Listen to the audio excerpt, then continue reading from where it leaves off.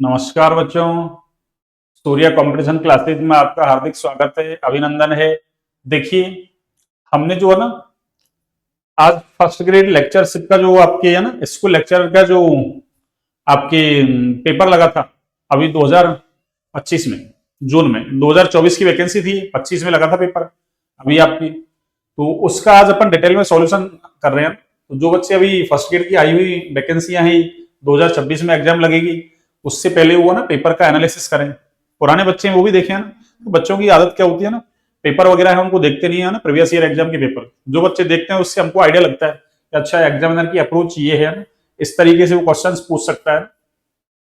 फिर और मान लो जैसे उसने पूछा उसमें और क्या पूछने की संभावना है क्वेश्चंस वगैरह। तो आज हम डिटेल में इसका एक्सप्लेनेशन देखते हैं। अपन को क्वेश्चन 140 है, इसमें टोटल क्वेश्चन 150 आते हैं, 10 तो आपके आईसीटी वगैरह के आते हैं, पेडागोजी वगैरह के, और 140 क्वेश्चन बच रहे हैं। 140 आपके सब्जेक्ट के हैं, और सब्जेक्ट में आपके 12th स्टैंडर्ड है, ग्रेजुएशन स्टैंडर्ड है आपके, और एक पीजी स्टैंडर्ड, यानी 3 स्टैंडर्ड है आपके। अब किसी में से भी कितने ही सवाल आ सकते हैं, ऐसा कोई फिक्स नहीं है। क्यों आजकल पीजी वाले सवालों को धीरे धीरे बढ़ा रहे हैं, और अभी जो सिलेबस चेंज हुआ है आपकी सितंबर में, उसमें काफी कुछ चेंज कर दिया पीजी वाले सिलेबस में। तो इसका मतलब पीजी वाले सिलेबस में से क्वेश्चन आने की संभावना ज्यादा रहेगी आपकी। पीजी वाले सिलेबस में से क्वेश्चन ज्यादा आने की संभावना रहेगी। क्यों? उसको जो चेंज किया है ना, जो टॉपिक जोड़े हैं आपके, जो नए टॉपिक जो ऐड होते हैं, उनसे सवाल आने के पूरे चांसेस रहते हैं आपके। ठीक है ना? तो अपन इस पेपर को 2024 वाले को देखते हैं। फिर ऐसे ही 2022 वाला है आपकी। फिर आपके और भी जो लगे हैं, 11 में लगा है आपकी, शायद 13 में भी लगा है, एक आपके 17 में लगा है। तो वो सारे पेपरों को अपन वन बाई वन करके सॉल्व करते हैं। अब 140 क्वेश्चन है। क्यों? सारा डिटेल में सॉल्व करेंगे तो अपन को बहुत समय लग जाएगा, इसलिए उसको टुकड़ों में कर लेते हैं, इसको 3-4 पार्ट में कर लेते हैं, ताकि आपको भी सुविधा रहेगी देखने में, वीडियो वगैरह थोड़ा छोटा बन जाएगा। ठीक है ना? देखिए अपन शुरू करते हैं और बगैर देरी किए। ये एग्जाम आपके 28 जून 2025 को हुआ था। 28 जून 2025, 28 जून 2025 को एग्जाम हुआ था आपका, और उसका रिजल्ट अभी 2-3 दिन पहले आया ही आपका। ठीक है ना? वैसे वैकेंसियां कम थी, इसलिए उसमें 3 गुना पास कर दिया आपकी। 109 कैंडिडेट पास किए हैं, और 36 वैकेंसी थी टोटली आपकी, इसलिए 109 पास कर रखे, उसमें लगभग 3 गुना कर दिया आपकी। ठीक है ना? आपकी बार तो वैकेंसी भी अच्छी है, 177 आपकी। आपकी बार तो जो तैयारी कर रहे हैं केमिस्ट्री में, उनके लिए चांसेस है। पहले तो वैकेंसियां बहुत कम थी, उससे पहले 22 में भी 125 वैकेंसियां थी, इसमें तो 36 ही थी। अब की बार 177 आई है। ठीक है ना? और अभी तो आगे भी आने वाले टाइम में बता रहे हैं कि लेक्चरशिप के काफी जो आपके पद है वैकेंट है, वो अभी कुछ दिन पहले है ना आया हुआ था पेपर्स वगैरह में। तो आगे आने वाले टाइम में भी वैकेंसियां तो आएंगी, लेकिन लगातार तैयारी करते रहे आप। तैयारी को बीच में ड्रॉप नहीं करें, रेगुलरिटी चाहिए देखो तैयारी में, तो सिलेक्शन है ना अपने आप हो जाता है, ऐसी कोई बड़ी बात नहीं है ना। सिलेक्शन आ रहे हम जैसे बच्चों का ही होता है, और कोई ऐसा है नहीं भगवान भेजता है उनको कि जा तेरा जाके सिलेक्शन होगा। जो रेगुलरिटी रखता है, मेहनत करता है, उसका जरूर होता है कहीं न कहीं, है ना। अब देखो इसमें थोड़ा सा ना भारी भरकम चेंज कर रखा फर्स्ट पेपर वगैरह में, है ना, उसको लेके तो अपन पीछे एक वीडियो बना लेंगे ना। अभी आज अपन इसको डिस्कस करते हैं। देखो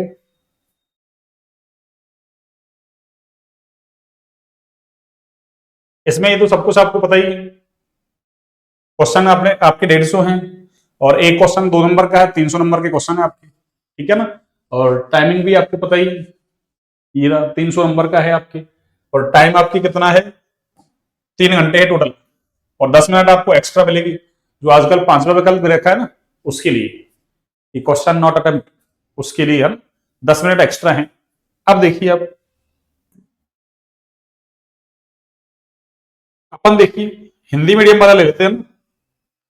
हिंदी मीडियम के बच्चे है ना ज्यादातर रहते हैं, और कोई क्वेश्चन में अगर मान लो दिक्कत होगी तो अपन उसका इंग्लिश वर्जन देख लेंगे। ठीक है ना? भाई किसी क्वेश्चन में दिक्कत होगी ना, ऐसा लगेगा लैंग्वेज उसकी समझ में नहीं आ रही, तो उसको इंग्लिश वर्जन में देख लेंगे।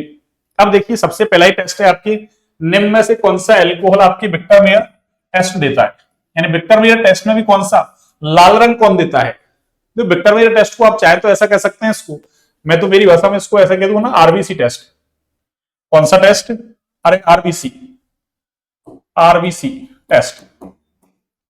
आरबीसी का नाम सुना है ना आपने? अरे रेड ब्लड कॉर्पोसल्स है ना, लाल रुधिर कणिकाएं, बस उसका जैसा नाम याद रख लो आप, टेस्ट। ये लो, आरबीसी टेस्ट। देखो आरसी मतलब क्या है, आर का मतलब है रेड, आर का मतलब रेड, और बी का मतलब है ब्लू, और सी का मतलब है कलरलेस। क्या? कलरलेस। एक मिनट, क्या हो रहा है अभी, नीचे तक कैसे हाथ आ रहा है? अच्छा, एक सेकंड एक सेकंड ना, ये गड़बड़ कर रहा है ना। हाँ, और ये क्या है? Colourless, colourless.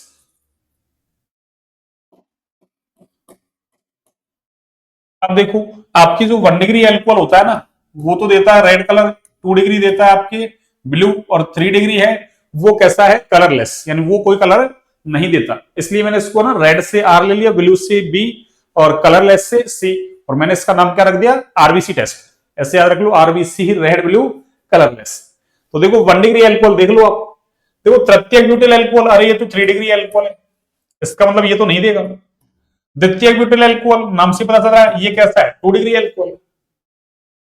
अब आइसोप्रोपिल एल्कोहल देखो, इसकी स्ट्रक्चर आपको आनी चाहिए, ये भी कैसा है आपका? 2 डिग्री एल्कोहल है, ये नहीं देगा। देखो आइसोप्रोपिल एल्कोहल आपका ऐसा होता है, CH3CH, इसकी स्ट्रक्चर याद रखें आप, ठीक है ना। ये 2 डिग्री एल्कोहल है, देख लो आप, OH जिस कार्बन से जुड़ा है वो कौन सा डिग्री है आपके? अरे ये 2 डिग्री है। तो बचा कौन? अरे एन प्रोपिल एल्कोहल, ये कैसा है आपका? 1 डिग्री एल्कोहल, और यही हमारा क्या है? Right answer. तो इसने ये कहा है निम्नलिखित में से कौन सा एल्कोहल विक्टर मेयर टेस्ट में क्या देता है? अरे लाल रंग देता है। ये 1 डिग्री, 2 डिग्री, 3 डिग्री एल्कोहल में विभेदन का टेस्ट है, डिफ्रेंसिएशन का टेस्ट। किसमें? 1 डिग्री, 2 डिग्री और 3 डिग्री एल्कोहल में। आगे देखिए, डिटेल में तो आपको पता ही होगा, एक में नाइट्रोलिक एसिड बनता है 1 डिग्री एल्कोहल में, फाइनली उसमें क्षार मिलाते हैं तब रेड कलर आता है, और 2 डिग्री एल्कोहल वाले में स्यूडोनाइट्रोल बनता है, और वो है आपकी क्रिया करता ही नहीं है किससे? HNO2 से। ऐसे तो करवाते हो आप अभिक्रिया, ठीक है ना। चलिए, 1 डिग्री, 2 डिग्री, 3 डिग्री एल्कोहल में विभेदन की क्या है? ये अभिक्रिया, ठीक है। अब देखिए इसमें एक कार्बोनिल यौगिक, एक कार्बोनिल यौगिक का मतलब एल्डिहाइड भी हो सकता है, वो आपके कीटोन भी हो सकता है, HCN के साथ अभिक्रिया करके, किसके साथ? HCN के साथ अभिक्रिया करके साइनोहाइड्रोजन बनाता है, और इस साइनोहाइड्रोजन का पूर्ण जल अपघटन करवाया जाए तो उसपे क्या बनता है आपका? अल्फा हाइड्रोक्सी अम्ल बनता है ना। और अल्फा हाइड्रोक्सी अम्ल का भी कौन सा? अरे रेसेमिक मिश्रण बनता है भैया, रेसेमिक मिश्रण बनता है। तो ये कह रहा है कि वो कार्बोनिल यौगिक कौन सा है। अब देखो रेसेमिक मिश्रण कब बनेगा? आपको पता है ना, डी और एल समावेशी जो है उनका 50-50% का मिश्रण, यानी डी और एल समावेशियों का सममोलर मिश्रण क्या कहलाता है आपके? क्या कहलाता है आपके? रेसेमिक मिश्रण। और अपन को ये भी पता है कि रेसेमिक मिश्रण है ये बाह्य प्रतिकार की वजह से, है ना, एक्सटर्नल कंपनसेशन की वजह से कैसा होता है? अरे प्रकाशिक रूप से अक्रिय होता है आपके, प्रकाशिक रूप से कैसा होता है? अक्रिय। तो ये कह रहा है कि एक तो डी रूप बनेगा इसका, एक एल बनेगा, ठीक है ना। टोटल रेसेमिक मिक्सचर है वो तो कैसा होता है आपके? अरे प्रकाशिक रूप से अक्रिय होता है ना। तो डी और एल बना रहा है, इसका मतलब देखो हमारे पास कार्बोनिल यौगिक ये है, देखो, अरे ये कार्बोनिल यौगिक है। अब ये एल्डिहाइड भी हो सकता है आपकी, ये आपके एल्डिहाइड भी हो सकता है, ये आपके कीटोन भी हो सकता है, ठीक है ना। इस पर अपन HCN का योग करवाते हैं तो आपको पता है ये बनता है ऐसा, अरे इधर OH और इधर आपका CN, ये साइनोहाइड्रोजन है आपका ना, इसी का नाम क्या है? साइनोहाइड्रोजन। अरे इसी का ही नाम क्या है बच्चों? साइनोहाइड्रोजन। अब देखो ये साइनोहाइड्रोजन जो है ना, इसका आप क्या करवा दो? अरे हाइड्रोलाइसिस करवा दो, इसका पूर्ण जल अपघटन करवा दो। तो पूर्ण जल अपघटन किसका होगा? इस साइनाइड का होगा ना, और हमको पता है साइनाइड का पूर्ण जल अपघटन करवाते हैं, पूर्ण जल अपघटन करवाते हैं तो एसिड बनता है ना, मीडियम एसिडिक हो तो, और बेसिक है तो एसिड का सॉल्ट बन जाएगा। क्यों? बेसिक मीडियम में एसिड क्रिया करके क्या सॉल्ट बना देगा। तो अभी हमने एसिडिक मीडियम ले रखा है, और ये क्या बना देगा? अरे ये बना देगा आपके OH, तो ऐसे कैसे रहेगा? और इसका हो जाएगा COOH। इसने क्या कहा? Alpha hydroxy. देखो तो COOH जिस कार्बन से डायरेक्ट जुड़ा है वो क्या है आपका? अल्फा। तो ये क्या है आपका? अरे ये अल्फा हाइड्रोक्सी एसिड बन गया ना, यही तो है आपका अल्फा हाइड्रोक्सी एसिड। अब ये कह रहा है ये रेस्तेमिक मिश्रण बनाता है, यानी प्रकाशिक रूप से वैसे भी अक्रिय होता है ना, रेस्तेमिक मिश्रण वो बाह्य प्रतिकार की वजह से कैसा होता है, ऑप्टिकली इनएक्टिव। पर पहले डी और एल तो बने, ठीक है ना, अरे डी और एल तो बने, फिर उसका 50-50 मिला देंगे, रेस्तेमिक मिश्रण बन जाएगा। वो कैसा हो जाएगा, प्रकाशिक अक्रिय। लेकिन डी और एल है वो तो अलग अलग है, तब तो कैसा है, अरे ऑप्टिकली एक्टिव है तब तो वो। तो इसका मतलब ऑप्टिकली एक्टिव हमको कंपाउंड बनाना है। अब एक डी तो उसका जो प्रकाशिक समवाय भी बनेगा, यानी उसका जो मिरर इमेज बनेगा वो एल हो जाएगा, या वो एल है तो वो डी हो जाएगा। तो इसका मतलब हमको क्या देखना है, प्रकाशिक सक्रियता देखनी है एक तरीके से। और प्रकाशिक सक्रियता के लिए अपन को पता है ना कि अणु कैसा होना चाहिए, संपूर्ण अणु किरैल होना चाहिए, कायरल, कायरल के दो, किरैल के दो, यानी उसमें मतलब एलिमेंट ऑफ सिमेट्री यानी सममिति के तत्व नहीं होने चाहिए, जैसे सममित तल, सममित केंद्र, सममित अक्ष एब्सेंट होने चाहिए, तब तो किरैल है, किरैल है तो प्रकाशिक रूप से सक्रिय होगा, ठीक है ना। अब वैसे अपन जनरली देखें तो जिनके पास एक किरैल कार्बन होता है ना, एक किरैल कार्बन होता है, उनके अंदर कोई है ना एलिमेंट ऑफ सिमेट्री नहीं मिलती आपकी। इसका मतलब वो प्रकाशिक सक्रियता दिखाता है। और एक से ज्यादा कायरल है ना कार्बन होते हैं, वैसे कायरल कार्बन है ना प्रकाशिक सक्रियता की कोई आवश्यक शर्त नहीं है, पर फिर भी एक कायरल कार्बन होते हैं वो ऑप्टिकली एक्टिव होते हैं, और एक से ज्यादा होते हैं तो फिर हम देखते हैं प्लेन ऑफ सिमेट्री या सेंटर ऑफ सिमेट्री या फिर एक्सेस ऑफ सिमेट्री। वैसे दो से काम चल जाता है, प्लेन ऑफ सिमेट्री और सेंटर ऑफ सिमेट्री से। तो इसका मतलब हमको कुल मिला के यहाँ देखा जाए तो कार्बन है, कार्बन से कितने ग्रुप जुड़ने हैं आपके, अरे एक दो, और दो ग्रुप इधर भी तो है, ये दो ग्रुप ही। तो अगर ये दो ग्रुप है आपके, ये दो ग्रुप कैसे हो, डिफरेंट हो आपके, दो ग्रुप कैसे हो, डिफरेंट, तो फिर ये क्या इसमें किरैल कार्बन मिल जाएगा, क्या मिल जाएगा, किरैल कार्बन मिल जाएगा। और किरैल कार्बन होगा तो एक किरैल कार्बन है तो वो प्रकाशिक सक्रियता दिखा देगा आपकी। तो फिर वो क्या करेगा, एक डी एक उसकी मिरर इमेज एल, और दोनों का अगर सममूलक मिश्रण बना देंगे अपन तो क्या हो जाएगा, अरे प्रकाशिक रूप से निष्क्रिय बन जाएगा वो। तो ये ऐसा कह रहा है वो कार्बोनिल यौगिक कौन सा होगा। अब देखो इसको मैं लिखना चाहूं तो ये तो ऐसा है आपका, अरे इधर H इधर भी H, इसका मतलब इधर तो देखो, अरे ये ग्रुप कैसे होने चाहिए, डिफरेंट होने चाहिए दोनों, तो यहाँ तो सेम है ये, तो इसका मतलब ये नहीं दिखाएगा, ये नहीं बनाएगा रेस्तेमिक मिश्रण आपके। इधर भी देखो CH3 दोनों सेम है, इधर भी देखो CH3CH2 और ये CH3CH2, ये CH2CH3 के, तो यहाँ भी ग्रुप सेम है तो ये भी नहीं बनाएगा, ये भी नहीं बनाएगा। अरे इधर देखो, इधर ग्रुप डिफरेंट है, ऐसे देखो, अरे C+O, एक तरफ तो आपका क्या है CH3 और एक तरफ क्या है H, तो यहां लगा हुआ आप CH3, यहां लगा हुआ आप OH, CH3H, तो देखो CH3 अलग, H अलग, OH अलग, COOH अलग, तो ये कैसा हो जाएगा आपके कायरल कार्बन बन जाएगा। और एक कायरल कार्बन है तो फिर वो प्रकाशिक रूप से सक्रिय होगा, कैसा होगा, प्रकाशिक रूप से सक्रिय। तो हमसे यही तो कह रहा है, ये रेस्तेमिक मिश्रण कौन बनाएगा, ठीक है ना, रेस्तेमिक मिश्रण कौन बनाएगा, तो ये बनाएगा, आपको ऐसे देखना था, ठीक है ना। आगे देखिए अगला क्वेश्चन, अगला क्या है आपके कॉलम फर्स्ट में दिए गए सामान्य जो नाम है आपके, इनको कॉलम सेकंड में दिए गए आईयूपीएसी नाम से सुमेलित करना है। तो आईयूपीएसी नाम और एक तरफ दे रखे हैं आपके साधारण नाम, इसका मतलब आपको साधारण नाम पद्धति का ज्ञान होना भी जरूरी है और आईयूपीएसी नाम पद्धति का ज्ञान होना भी क्या है, जरूरी। देखो अरे इसका तो आपको पता होगा, इस एक्रोलीन को एक्रेल्डिहाइड भी कहते हैं अपन, ना एक्रेल्डिहाइड, एक्रिलेल्डिहाइड,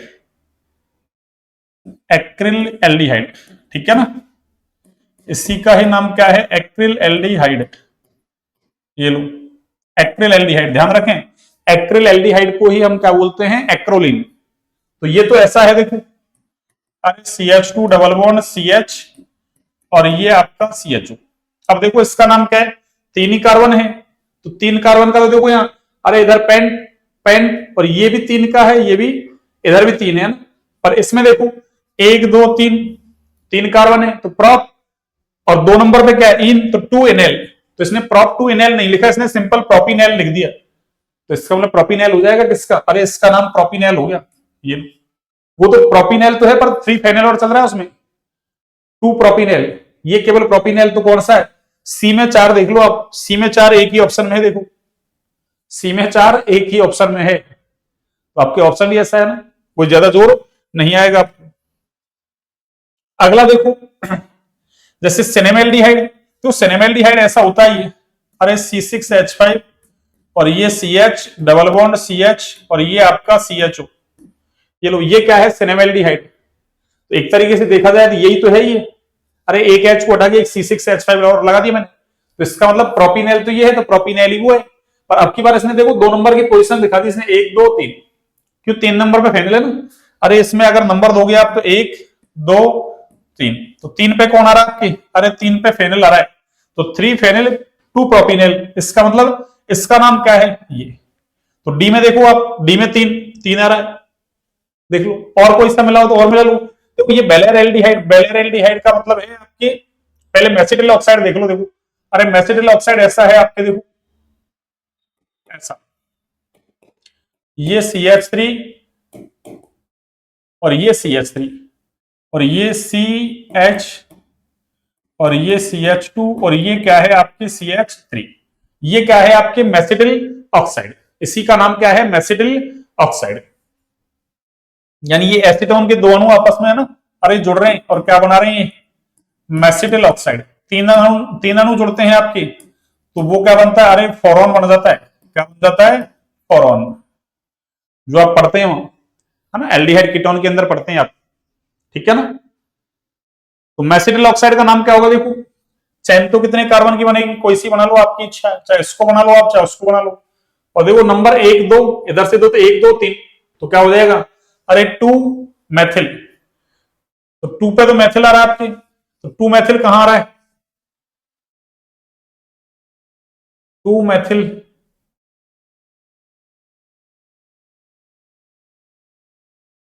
CH3 CO CH3 4 मैथिल, एक सेकंड एक सेकंड, अरे ये गलत हो गया, एक सेकंड।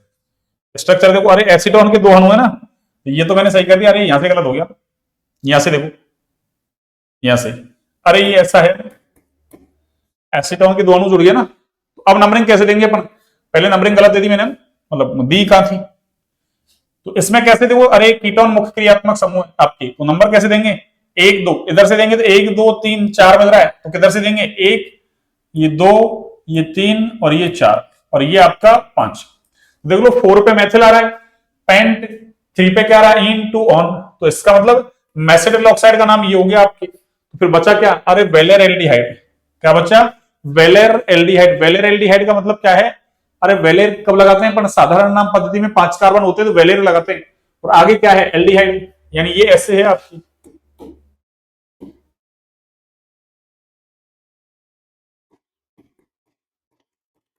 ये आपका ऐसे है, ये लो, ठीक है ना, ये वेलेर एल्डिहाइड 5 कार्बन है ना, तो 5 के लिए वेलेर और आगे CHO के लिए एल्डिहाइड, तो इसका नाम क्या है, पेंटेनल, इसका नाम क्या है, पेंटेनल। तो ऑप्शन कौन सा देखो, ए में सेकंड, ए में सेकंड ये रहा, बी में क्या है आपकी, बी में फर्स्ट, बी में फर्स्ट, ये लो, तो कौन सा ऑप्शन हो जाएगा, ऑप्शन नंबर 3। तो ये मैंने आपको सारी स्ट्रक्चर बना दिया ना, वेलेर एल्डिहाइड की बना दी, ये किसकी स्ट्रक्चर है आपके, अरे वेलेर एल्डिहाइड की। तो आपको एक्रेल्डिहाइड का, ये एक्रेल एल्डिहाइड का एक नाम और है ना, यानी एक्ट्रोलिन। तो आपको ऐसे साधारण नाम का भी ज्ञान होना जरूरी है, IUPAC का भी ज्ञान होना जरूरी है, ठीक है ना, काम आती हैं दोनों। आगे देखिए,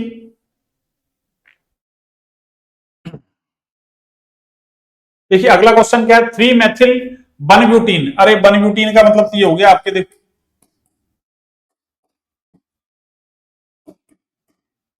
ये लो, ये 1 2 3 3 मैथिल हो गया ना आपकी, अरे 3 मैथिल 1 2 3 और ये 4, तो 3 मैथिल 1 ब्यूटीन हो गया। इसका क्या करवा रहा है, ये ओजोनीय अपघटन करवा रहा है, क्या करवा रहा है, ओजोनीय अपघटन। तो ये कह रहा है कि ये मिश्रण किसका मिलेगा, हमको पता है कि एल्कीन का ओजोनीय अपघटन करवाते हैं तो कार्बोनिल ना कंपाउंड बनते हैं ना, क्या बनते हैं, कार्बोनिल कंपाउंड का मिश्रण मिलता है। अब हो सकता है दोनों ही एल्डिहाइड हो सकता है दोनों ही कीटोन हो, या एक एल्डिहाइड एक कीटोन हो, ऐसे 3 कॉम्बिनेशन होते हैं आपके, दोनों एल्डिहाइड दोनों कीटोन, या एक एल्डिहाइड एक कीटोन। तो यहां से देखो इसकी ट्रिक क्या है, डबल बॉन्ड को तोड़ दो, दोनों तरफ ऑक्सीजन जोड़ दो। अरे ओजोनी अपघटन है ना, इसकी ट्रिक क्या है, अरे डबल बॉन्ड को तोड़ दो, डबल बॉन्ड को तोड़ दो और दोनों तरफ ऑक्सीजन जोड़ दो, है ना, और दोनों तरफ ऑक्सीजन ये लो, दोनों तरफ ऑक्सीजन जोड़ दो, ये लो, डबल बॉन्ड को तोड़ दो, दोनों तरफ ऑक्सीजन जोड़ दो। अरे ये डबल बॉन्ड है, इसको तोड़ दो, इधर भी ऑक्सीजन जोड़ दो, इधर भी ऑक्सीजन। तो देखो एक तो क्या बन रहा है, फॉर्मेल्डिहाइड बन रहा है, और फॉर्मेल्डिहाइड नाम दिया नहीं इसने, तो क्या बन रहा है, अरे एक से तो देखो 1 ब्यूटीन ही बना रखा है, तो ये ऑप्शन तो वैसे ही गलत है। अरे इससे तो 1 ब्यूटीन बना रखा है ना, तो सबसे पहला ऑप्शन तो यही काट दो आप, कौन सा, ये वाला। क्यों, ब्यूटीन तो खुद ही है वो, अरे 1 ब्यूटीन तो खुद ही है, तो 1 ब्यूटीन कैसे देगा, ओजोन ये अपघटन पे कार्बोनिल कंपाउंड मिलेगा, तो ये ब्यूटेनॉन तो सही है, पर ब्यूटीन दे रखा है ना, गलत है। अब इधर देखो एक तो फॉर्मेल्डिहाइड बन रहा है, तो फॉर्मेल्डिहाइड एक कार्बन का क्या है, एल्डिहाइड है, तो पहले यही देख लो, एक कार्बन के एल्डिहाइड को मेथेनॉल बोलते हैं, ये तो एथेनॉल है, नहीं एथेनॉल 2 कार्बन का होना चाहिए ना, ये लो हमारा सही आंसर वैसे आ गया। और अगले का देखो, इसका नाम देखो, तो वही 2 मेथिल 1 2 3 2 मेथिल प्रोपेनॉल हो गया, यही ऑप्शन हमारा क्या है, सही। तो ये ट्रिक याद रख लो आप, अरे ये ट्रिक है, ट्रिक कि जब भी ओजोन या अपघटन का उत्पाद बनाना है तो डबल बॉन्ड को तोड़ दो, दोनों तरफ ऑक्सीजन जोड़ दो, डबल बॉन्ड को तोड़ दो, दोनों तरफ ऑक्सीजन जोड़ दो। आगे देखिए,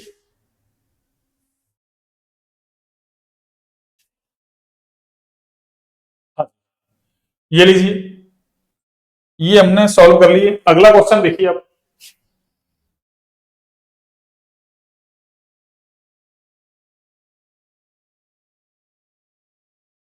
देखिए, हाँ जी, इस क्वेश्चन को देखिए आप, ये हाफमान ब्रोमाइड निम्नीकरण अभिक्रिया से सवाल है, आपके एनसीईआरटी में दे रखा है।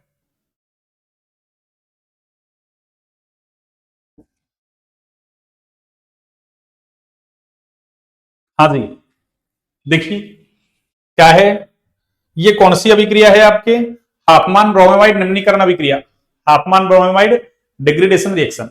ये कह रहा है RCONH2 की ब्रोमीन तथा KOH के साथ अभिक्रिया पर बनने वाले मध्यवर्ती, कि हाफमान ब्रोमाइड निम्नीकरण अभिक्रिया में मध्यवर्ती कौन बनता है। देखो आपको पता है इसकी मैकेनिज्म, अगर आपको पता है तो ऐसे देखो, अरे RCONH2 और ये KOH क्या करता है पहले, अरे KOH जो है ना, यहां से, अरे KOH है आपका, ये क्या करता है बच्चों,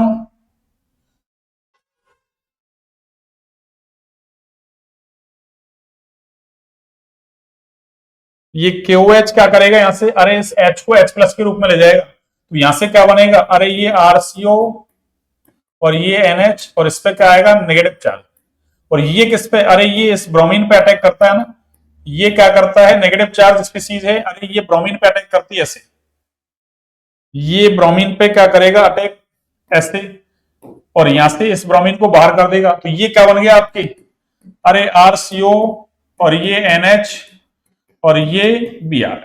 यानी एक तरीके से क्या हुआ कि जो ये एमाइड है ना, इससे एक एच हट गया और ब्रोमीन आ गया, तो इसका नाम क्या है, अरे इसका नाम एन पे ब्रोमीन है ना, तो क्या कहेंगे अपन, एन ब्रोमेमाइड। अरे इसका नाम क्या है, एन ब्रोमेमाइड, ब्रोमेमाइड, एक तो यही बनेगा, ठीक है ना। तो देखो ये देख लो RCONHBr, तो RCONHBr कहां है, देखो एक तो यहां है, इसमें तो RNH कर दिया, उल्टा कर दिया, अरे है तो सही है पर उल्टा कर दिया इसने, तो ये एन ब्रोमेमाइड नहीं है, अरे ये एन ब्रोमेमाइड नहीं है। अगला देखो RNHBr कर रखा है, RCONHBr, लेकिन पहले कौन बनेगा, RCONHBr बनेगा, इसलिए ये भी क्या है, गलत। इसमें देखो RCONHBr सही, RCONHBr सही है, लेकिन आगे देखो फिर क्या होगा, अरे फिर क्या होगा इसमें, फिर से क्या करेगा, ये जो बेस है ना आपका KOH, अरे ये बेस है आपका KOH, ये क्या करेगा यहां से, फिर से आपके इस H को ले जाएगा इस H को, ठीक है ना। तो इस पे क्या आएगा फिर से, अरे RCO और ये N पर माइनस, और इधर क्या आएगा आपके, अरे N पर ये माइनस, और फिर क्या आएगा इधर आपके Br, ठीक है ना। और फिर इसमें क्या हो जाता है, पुनर्विन्यास हो जाता है इसमें, रीअरेंजमेंट कैसे, ऐसे देखो, अरे ये नेगेटिव चार्ज तो आएगा इधर, और ये R जो है ना R, अरे ये बॉन्ड के इलेक्ट्रॉन लेके और इधर आ जाएगा, यहां से Br को बाहर कर देगा, इसको बोलते हैं रीअरेंजमेंट, क्या बोलते हैं, रीअरेंजमेंट, पुनर्विन्यास। तो ये पुनर्विन्यास ऐसे होता है क्या, नेगेटिव चार्ज ने इलेक्ट्रॉन इधर दिए, तो फिर क्या हुई, अरे नेगेटिव चार्ज ने इधर इलेक्ट्रॉन दे दिए ना, तो ये R यहां से इलेक्ट्रॉन लेके जा रहा है और ये इसको बाहर कर रहा है किसको, ब्रोमीन को। तो बना क्या यहां से R N, R जाके कहां जुड़ा, N पे, और नेगेटिव चार्ज ने इधर इलेक्ट्रॉन दिए, तो ये डबल बॉन्ड C, और उसके आगे क्या चल रहा है, डबल बॉन्ड O, और इसका नाम क्या है, अरे इसी का नाम आइसोसाइनेट है भैया ना, आइसोसाइनेट, इसी का नाम आइसोसाइनेट है। फिर इससे आगे जाके क्या होगा, इसका हाइड्रोलाइसिस वगैरह हो जाएगा ना, और इससे क्या बन जाएगा आपके, अरे इससे क्या बन जाएगा आपके 1 डिग्री एमीन, यानी एमाइड से एक कार्बन कम का एमीन। तो क्या बना, एक तो ये बना मध्यवर्ती, और एक मध्यवर्ती कौन सा बना, ये वाला, ये वाला। तो अब देख लो ये कौन सा है, आइसोसाइनेट। या तो देखो RCONBr2 दे रखा, गलत है, RnCO, तो ये ही दोनों क्या हो जाएंगे आपके मध्यवर्ती, किसमें, हाफमान ब्रोमाइड निम्नीकरण अभिक्रिया में, ठीक है ना। एक तो क्या बन गया RnCO, और एक क्या बन गया, एक क्या बन गया आपके, अरे RCONHBr यानी एन ब्रोमेमाइड, ठीक है ना, इसको बोलते हैं एन ब्रोमेमाइड। अगला देखिए,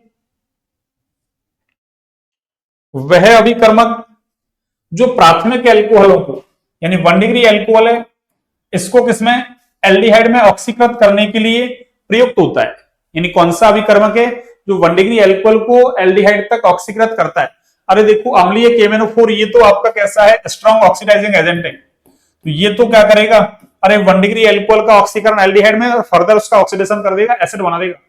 ये भी कैसा है आपके, स्ट्रॉन्ग, तो ये भी क्या कर देगा आपके, अरे वहीं तक पहुंचा देगा, कहां तक, एसिड तक।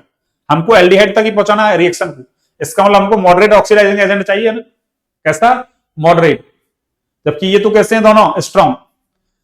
आगे देखो जलीय माध्यम में, अरे डाइवल एच तो ऑक्सीडाइजिंग एजेंट ही नहीं है, अरे ये तो रिड्यूसिंग एजेंट है भैया ना, ये तो अपचायक है ना, रिड्यूसिंग एजेंट है ये तो आपकी, ये तो क्या है, अपचायक, ऑक्सीकारक ही नहीं है। तो बचा कौन, PCC, पेरिडीनियम क्लोरोक्रोमेट, और एनसीईआरटी में दे रखा है कि 1 डिग्री एल्कोहल से एल्डिहाइड की उत्तम लब्धि प्राप्त करनी है तो PCC काम में लेना है आपको ना, क्या काम में लेना है, PCC, पेरिडीनियम क्लोरोक्रोमेट।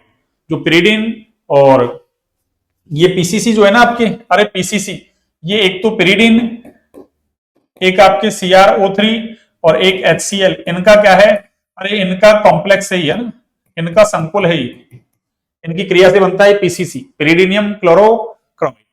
क्या नाम है इसका, पेरिडीनियम क्लोरोक्रोमेट। ये लीजिए क्वेश्चन नंबर 6।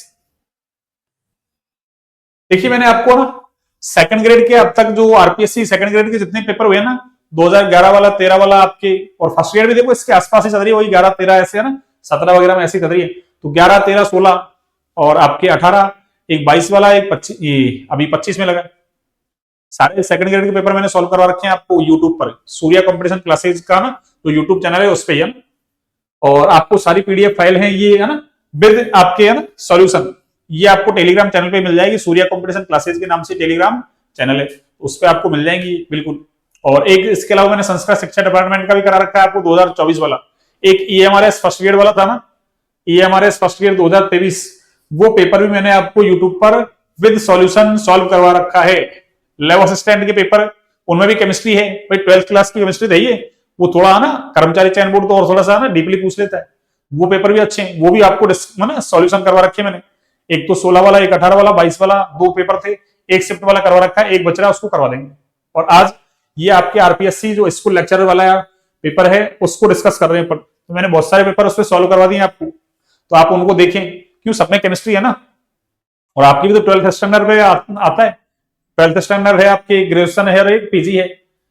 EMRS का पेपर भी काफी अच्छा है, उसको मैंने मतलब सॉल्यूशन कर रखा है बिल्कुल ना कंप्लीट, और आपको टेलीग्राम चैनल पे डाल भी रखी है उसकी PDF वगैरह सब कुछ, ठीक है ना। अच्छे से तैयारी करें आप, आपको बिल्कुल है ना।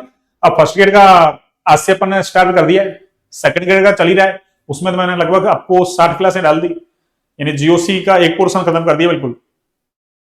अब रिएक्शन मैकेनिज्म वगैरह चलेंगे उसमें, तो आप देखें उनको, आपको क्लासेस अच्छे लगे है ना, तो क्लासेस को लाइक सब्सक्राइब शेयर करें भी है ना, बिल्कुल पूरा कोर्स पढ़ाया जाएगा आपको ना फर्स्ट ग्रेड का ना, फर्स्ट ग्रेड का फ्री ऑफ कॉस्ट, कोई शुल्क नहीं, ठीक है ना, फ्री ऑफ कॉस्ट पढ़ाया जाएगा।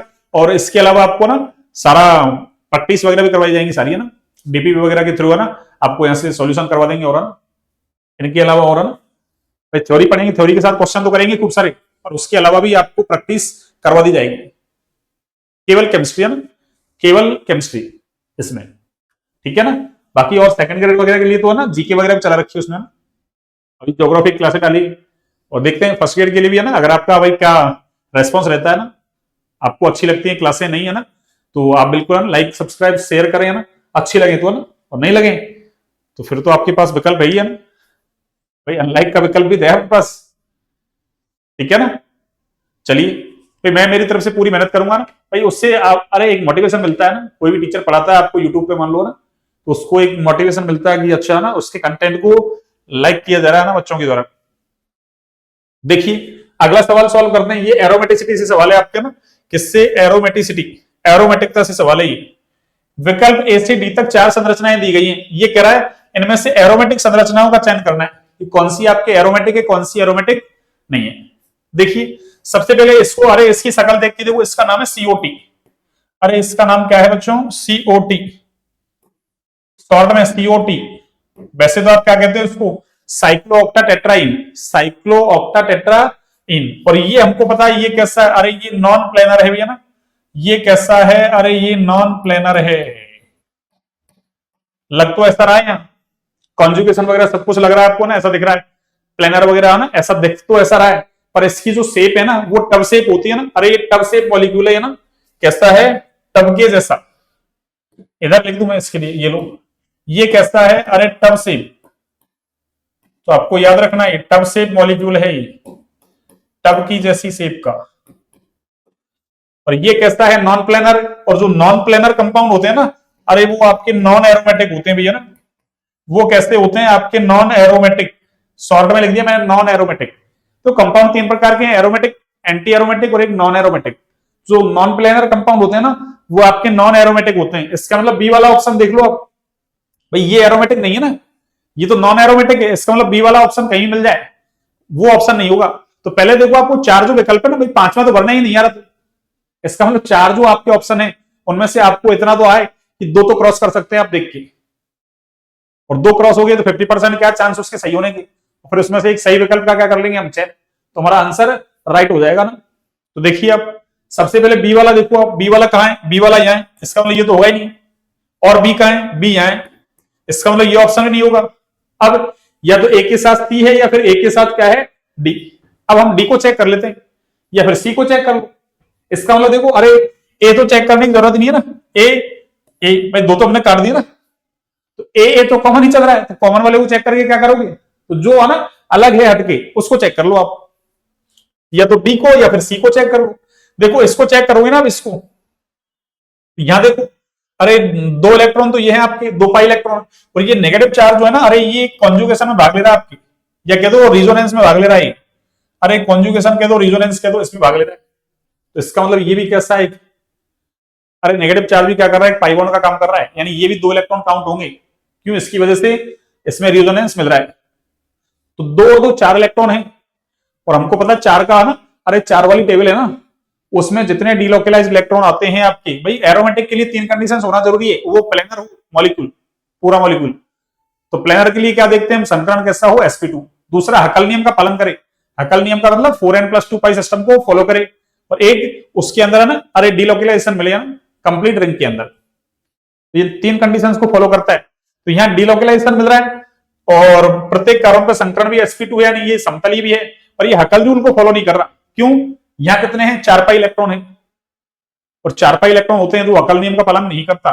तो 4 वाली टेबल याद रख लो, 4 8 12 16 20 24 इतने इलेक्ट्रॉन जिसके पास होते हैं कैसे, डीलोकलाइज्ड, तो वो आपके एरोमेटिक नहीं होता, वो कैसा होता है, अरे वो आपके एंटी एरोमेटिक होता है, ए एंटी एरोमेटिक। तो बचा कौन, ये 2, यहां तो देखो अरे अलग है, ये डाइफेनिल है, डाइफेनिल कहते हैं, बाइफेनिल, एक फेनिल ये दूसरा फेनिल ये, तो ये तो कैसा है, ये भी एरोमेटिक, ये भी एरोमेटिक, तो ओवरऑल देखा जाए तो ये कैसा है, एरोमेटिक। और यहां देखो 2 पाई इलेक्ट्रॉन क्या हो रहे हैं, डीलोकलाइज्ड, वही प्लेनर है, संकरण कैसा है, sp2, और डीलोकलाइजेशन कंप्लीट हो रहा है, देखो पाई सिंगल पॉजिटिव, पॉजिटिव सिंगल पाई, इसका मतलब ये भी कैसा है, एरोमेटिक। इसका मतलब हमारा राइट आंसर कौन सा है, ए और सी, हमारा राइट आंसर कौन सा है, ए और सी। इस तरीके से आपको कॉम्पिटेटिव एग्जाम में अप्रोच रखनी है भैया।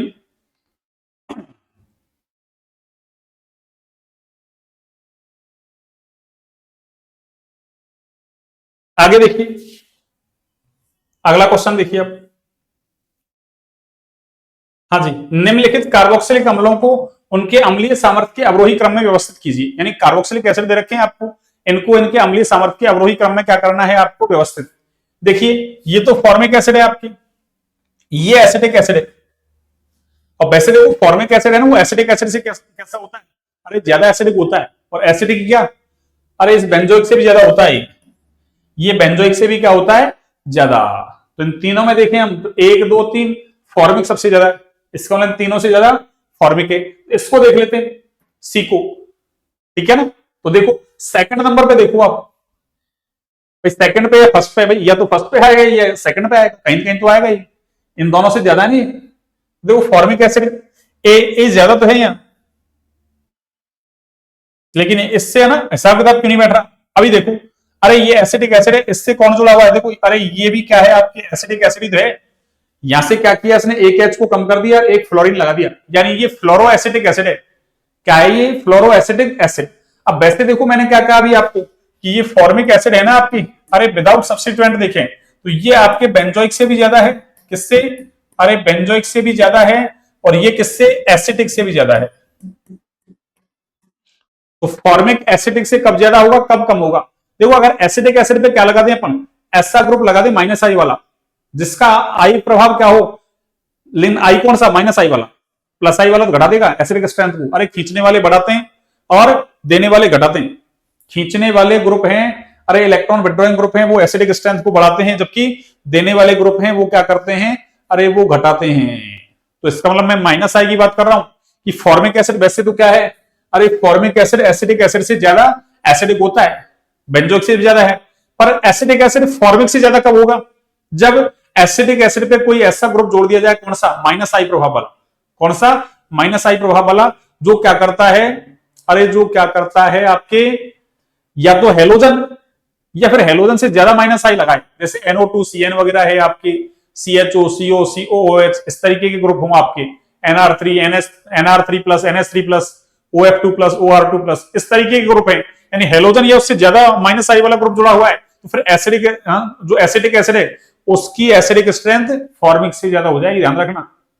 और अगर कोई सब्स्टिट्यूएंट नहीं है तो फिर तो क्या है, फॉर्मिक ज्यादा, किससे, बेंजोइक से ज्यादा, एसिडिक से क्या, ठीक है ना। तो इसका मतलब ये वाला एसिड क्या हो गया, अरे ये वाला जो एसिड है ना, ये फॉर्मिक से भी क्या हो गया, ज्यादा एसिडिक, ठीक है ना। तो ये फॉर्मिक से भी क्या हो गया, ज्यादा एसिडिक हो गया, फॉर्मिक से भी ज्यादा। कौन सा, CH2 एक सेकंड,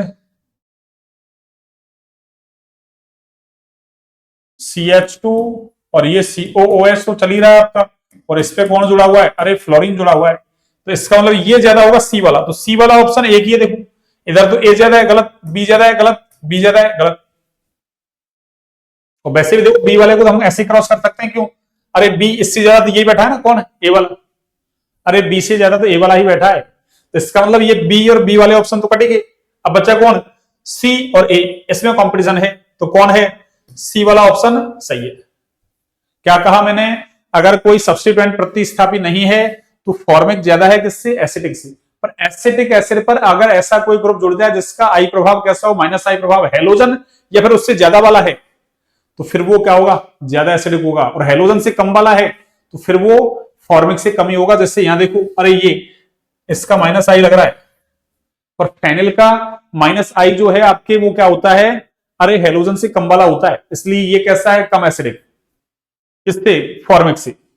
तो सही ऑप्शन कौन सा है, सी, फिर ए, फिर बी, और सबसे अंत में डी। ये लीजिए 8 क्वेश्चन सॉल्व कर दिए हमने।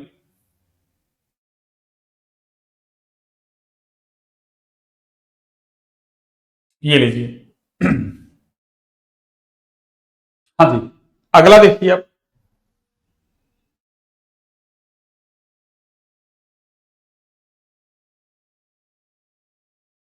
अगला क्वेश्चन देखिए आप।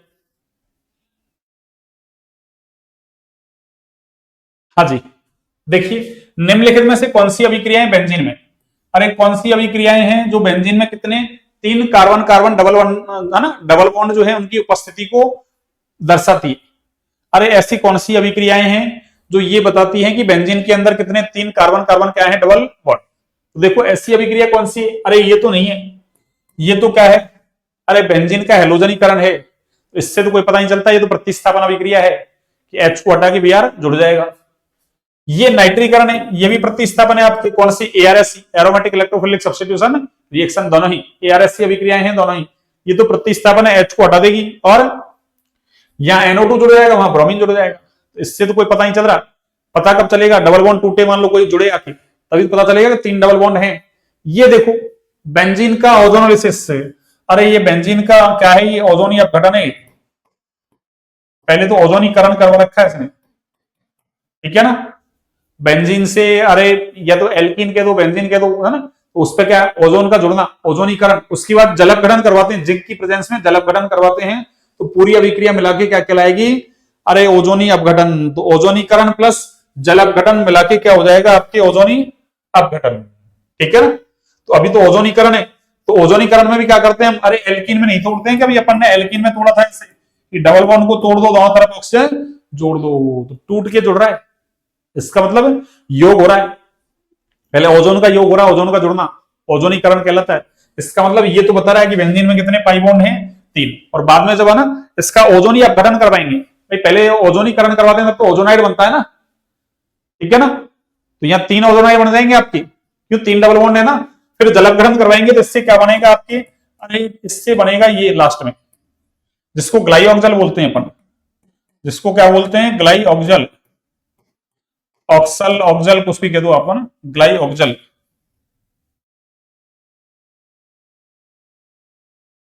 ग्लाइऑक्जल, ये लो ग्लाइऑक्जल, ठीक है ना। और ये क्या है, अरे ये बेंजीन है, बेंजीन का निकल की प्रेजेंस में हाइड्रोजनीकरण करवा रखा है, तो इससे क्या बनेगा आपकी, अरे इससे आपके ये बनेगा साइक्लोहेक्सेन। क्या बनेगा, साइक्लोहेक्सेन, ठीक है ना। तो साइक्लोहेक्सेन कैसे बनेगा, अरे 3 बॉन्ड टूट जाएंगे, 6 हाइड्रोजन जुड़ जाएंगे। इसका मतलब यहाँ ये दोनों ही अभिक्रियाएं क्या बता रही हैं आपके, कि बेंजीन के अंदर क्या है, अरे 3 पाई बॉन्ड हैं, कितने हैं, 3 पाई बॉन्ड। तो देखो यहां से भाई ए और बी जहां भी आ रहा है वो ऑप्शन नहीं होगा, तो देखो ए आ रहा है, नहीं होगा। ऐसे आप ऑप्शन को क्रॉस करना सीखें, देखो अरे राइट आंसर कौन सा होगा ये पता लगाना कोई बड़ी बात नहीं है, और वो 3 रॉन्ग क्यों है ये पता चल जाएगा, तो राइट तो अपने आप ही आ जाएगा ना आंसर। भाई 3 आंसर गलत कैसे हैं ये पता चल जाए। तो यहां से देखो ए और बी दोनों नहीं है, इसका मतलब ये जहां भी आ रहा है उस ऑप्शन को काट दो। अब देखो ए आ रहा है, काट दो, बी आ रहा है, इसको भी काट दो,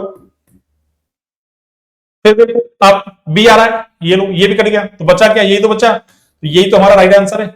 अरे यही तो हमारा राइट आंसर है, देख लो कौन, सी और डी, सी और डी। तो आपको ए और बी पता चल गया, तब भी सी और डी को आप निकाल सकते हैं। ऐसे ऑप्शन चेक कर लें आप, 1 या 2 ऑप्शन है ना, जैसे ही चेक करें तुरंत आंसर चेक कर लो कि जो नहीं है वो उनमें है या नहीं, जो है ना है उनमें वो नहीं हो जाएगा आंसर, ठीक है ना। जैसे ए और बी नहीं दर्शा रहा, तो ये जहां भी होंगे इसका मतलब वो ऑप्शन नहीं होगा अपना। आगे देखिए,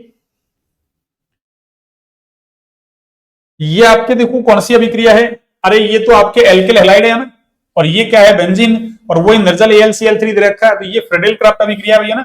अरे ये कौन सी अभिक्रिया है, ये फ्रेडेल क्राफ्ट अभिक्रिया है आपकी, फ्रेडेल क्राफ्ट, ठीक है ना। कौन सी अभिक्रिया है, अरे फ्रेडेल क्राफ्ट अभिक्रिया है आपकी। कौन सी अभिक्रिया है ये, फ्रेडेल क्राफ्ट अभिक्रिया, और उसमें भी कौन सी, अरे फ्रेडेल क्राफ्ट में भी आपके एल्किलीकरण अभिक्रिया है, ये एल्काइलेशन। कौन सी अभिक्रिया है, एल्काइलेशन अभिक्रिया है। और इसमें होता क्या है, अरे यहां से ये निकल जाएगा ना, क्यों, निर्जल AlCl3 से हैलोजन को ले जाएगा, और यहाँ प्लस चार्ज आ जाएगा, ये कौन सा, 1 डिग्री कार्बोकेटायन बनेगा, कौन सा, अरे 1 डिग्री। और ये कौन सी अभिक्रिया है, अरे वैसे भी हमको पता है ये ARSC अभिक्रिया होती है आपकी, कौन सी, ARSC aromatic electrophilic substitution reaction, यानी यहाँ इलेक्ट्रोफाइल आके अटैक करता है, पहले कार्बोकेटायन बनता है उससे, जिसका नाम आपने पढ़ा होगा, सिग्मा कॉम्प्लेक्स, रीलैंड इंटरमीडिएट, 4-5 नाम है उसके ना, इस तरीके से एरिनियमाइन, बेंजीनियमाइन, साइक्लोहेक्साडाइनिल कैटायन, इस तरीके से, ठीक है ना।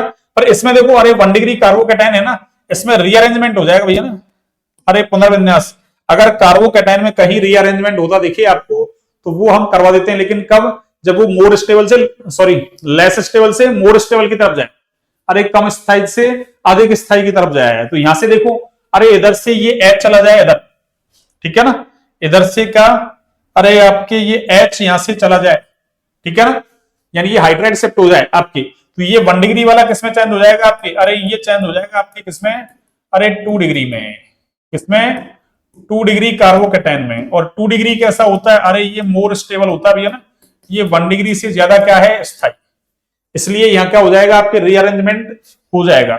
अब ये वाला कार्बोकैटायन जाके जुड़ेगा आपके, ठीक है ना, किस पे, बेंजीन रिंग पे। तो देखो अगर आपने ये प्रोडक्ट बना दिया डायरेक्ट ही, आपको इतना तो पता है कि सभी क्रिया में मध्यवर्ती क्या बन रहा है, कार्ब धन है, लेकिन कौन सा बना, अरे 1 डिग्री बना दिया आपने, ये कौन सा डिग्री है, अरे ये वाला आपके 1 डिग्री है ना। तो अगर आपने 1 डिग्री बना दिया, कौन सा डिग्री, अरे 1 डिग्री बना दिया आपने, एक मिनट,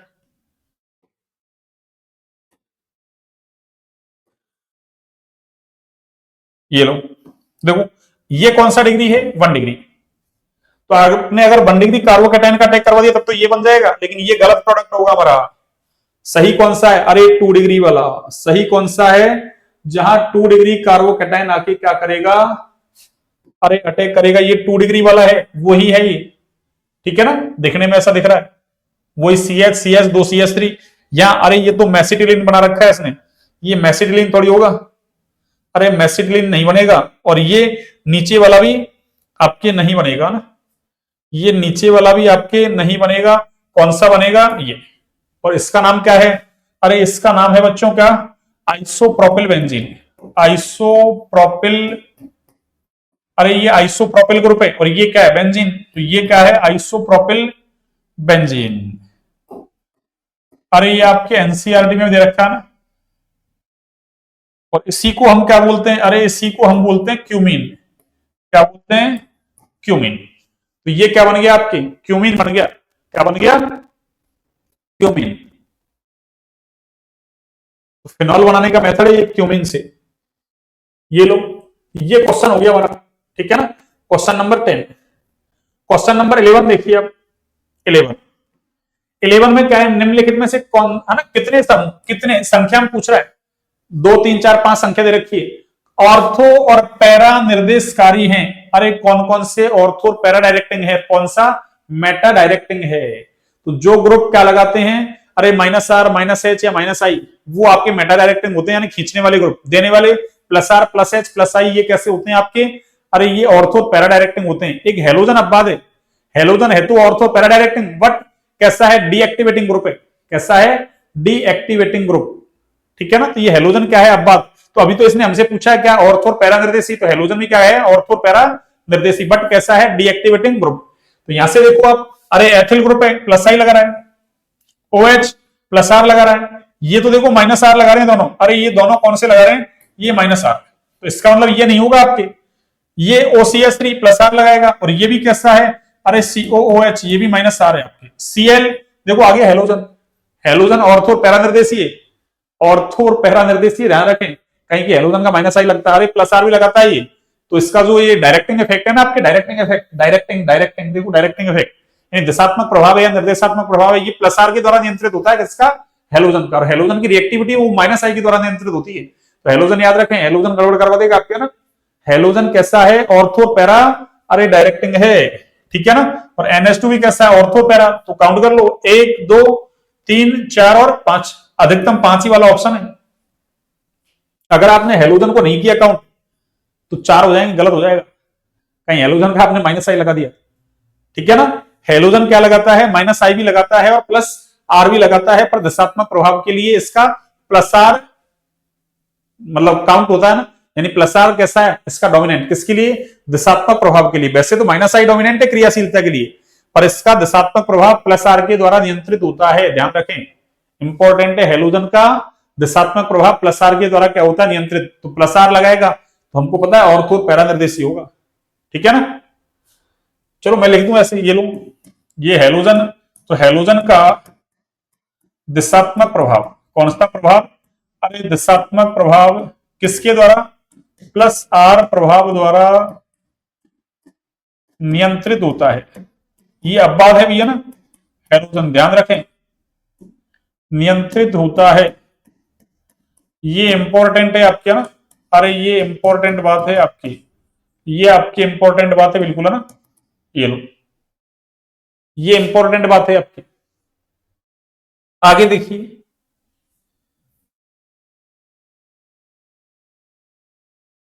हाँ जी, ये लीजिए, आगे देखिए अगला क्वेश्चन। अगला क्वेश्चन है आपका, इसी से ही रिलेटेड है, अभी जो अपन ने क्वेश्चन किया है ना, अरे इसी से ही रिलेटेड क्वेश्चन है ना। एक सेकंड में है ना, थोड़ा पानी पी लेता हूं।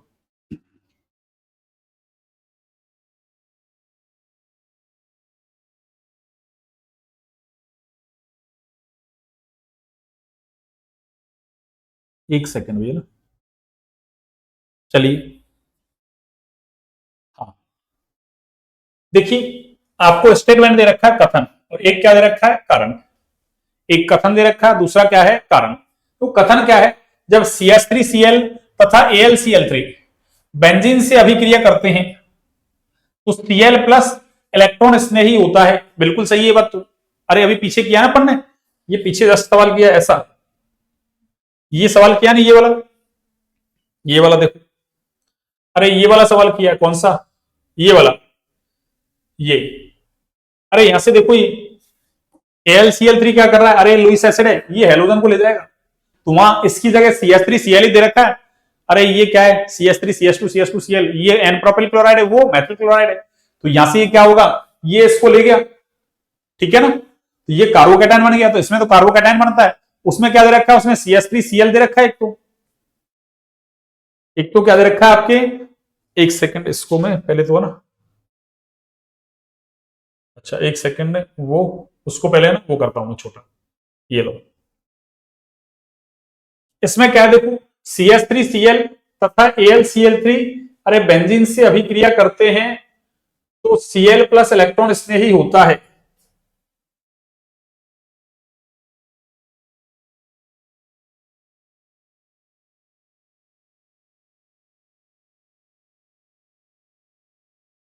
बेंजीन पर पहला प्रहार Cl प्लस का होता है। देखो अरे ये ऐसे है, देखो एक सेकंड, ये गलत है भैया, हाँ अरे ये गलत है भैया, ये कह रहा है इसकी अभिक्रिया किससे करवाएं अपन, AlCl3 से, अरे तो ये इसको ले जाएगा, यहां से ये कार्बोकैटायन बनेगा ना, सॉरी कार्बोकैटायन बनेगा ना, ये स्टेटमेंट पहले वाला स्टेटमेंट गलत है ना, या तो ये बनेगा जब इसको ले जाएगा ये, अरे तो इससे बनने वाला क्या है, अरे इससे बनने वाला कार्बोकैटायन है, ये इलेक्ट्रॉन इसने ही होगा, Cl प्लस इलेक्ट्रॉन इसने ही नहीं होगा, इसका मतलब कथन कैसा है, गलत।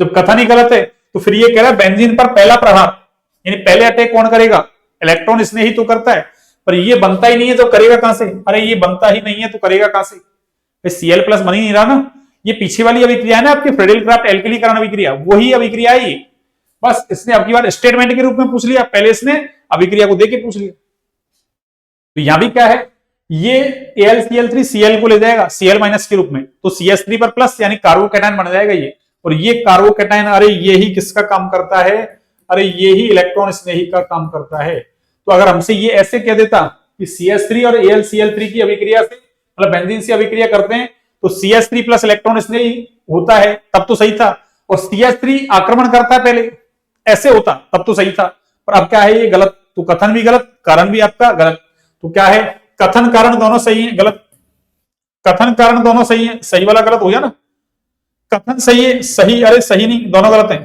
कथन कारण दोनों गलत हैं, कथन और कारण दोनों क्या है, गलत। तो ये भी आपकी कौन सी अभिक्रिया थी, अरे ये भी आपके फ्रेडल क्राफ्ट है ना, रिएक्शन है आपकी, और वही कौन सी, एल्काइलेशन, ये भी कौन सी है, अरे एल्काइलेशन, एल्किलीकरण अभिक्रिया है ये, फ्रेडल क्राफ्ट एल्किलीकरण अभिक्रिया है ये ना, ये लो।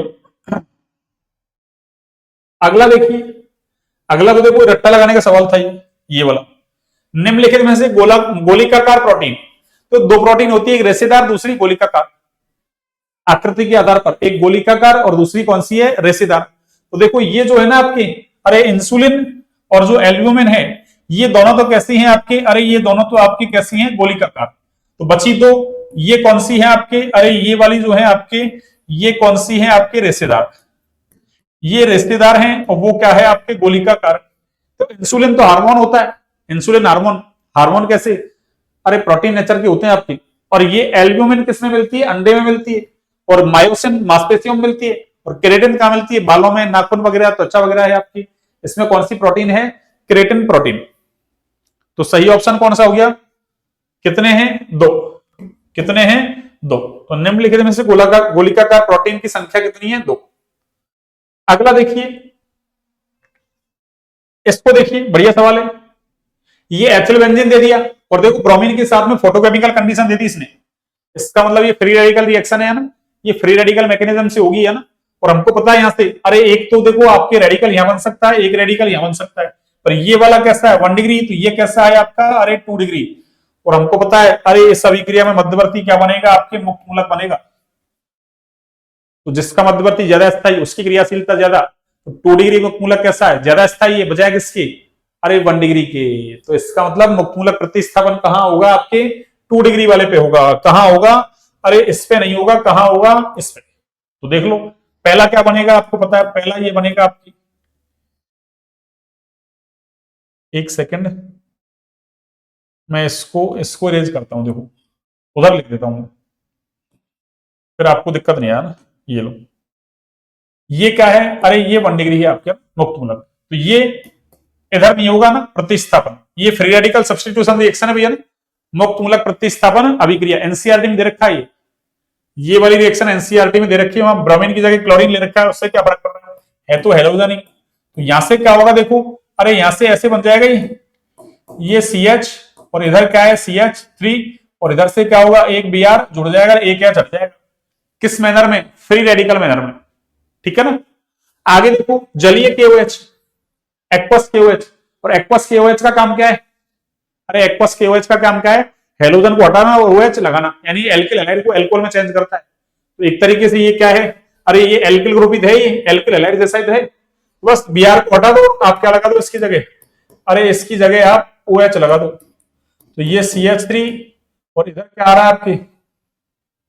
इधर क्या आ रहा है बच्चों?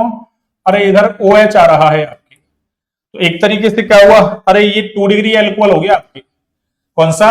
2 डिग्री एल्कोहल। देख लो ना, OH जिस कार्बन पे है वो एक और एक दो से जुड़ा हुआ है ना। तो 2 डिग्री कार्बन पर क्या है? OH। तो इसका मतलब ये 2 डिग्री एल्कोहल है आपकी। 2 डिग्री क्या है आपके? ये एल्कोहल, बेंजिल एल्कोहल जैसा है ना। तो फिर क्या होगा? आगे कह रहा है निर्जल CrO3। अरे ये क्या कर रहा है? आपके ऑक्सीडाइजिंग एजेंट का काम कर रहा है, ऑक्सीकरक का काम करता है। और हमको पता है 1 डिग्री एल्कोहल है, उसके ऑक्सीकरण से एल्डिहाइड बनता है, 2 से क्या बनेगा? कीटोन बनेगा। और कीटोन बनेगा तो C क्या हो जाएगा हमारा? अरे C हमारा ये हो जाएगा क्या कि ये CO और ये CH3, और इसको हम बोलते हैं एसिटोफिनॉन। अरे इसको हम क्या बोलते हैं बच्चों? एसिटोफिनॉन। C6H5COCH3, इसको क्या बोलेंगे? एसिटोफिनॉन। कैसे बना? ये वाला H हट गया और ये वाला H हट गया, और दोनों के बीच क्या आ गया? Double bond. तो ये कह रहा है कि यौगिक C क्या है? एसिटोफिनॉन। सबसे पहला ही ऑप्शन मिल गया, एसिटोफिनॉन। एसीटोन नहीं, ऑर्थोक्रोसोल नहीं, पैराक्रोसोल नहीं। ऑर्थोक्रोसोल पैराक्रोसोल तो तब बनेगा तो फिनॉल की ऑर्थो पोजीशन पर क्या हो? CH3 ग्रुप हो। कौन सा ग्रुप हो? CH3। और एसीटोन तो आपको पता ही है। अरे एसीटोन तो आपको पता ही है, CH3CO CH3। ये लीजिए, हमने 14 क्वेश्चन कर लिए। आगे देखिए अगला। हाँ जी, अब देखो, इसको थोड़ा छोटा करता हूं।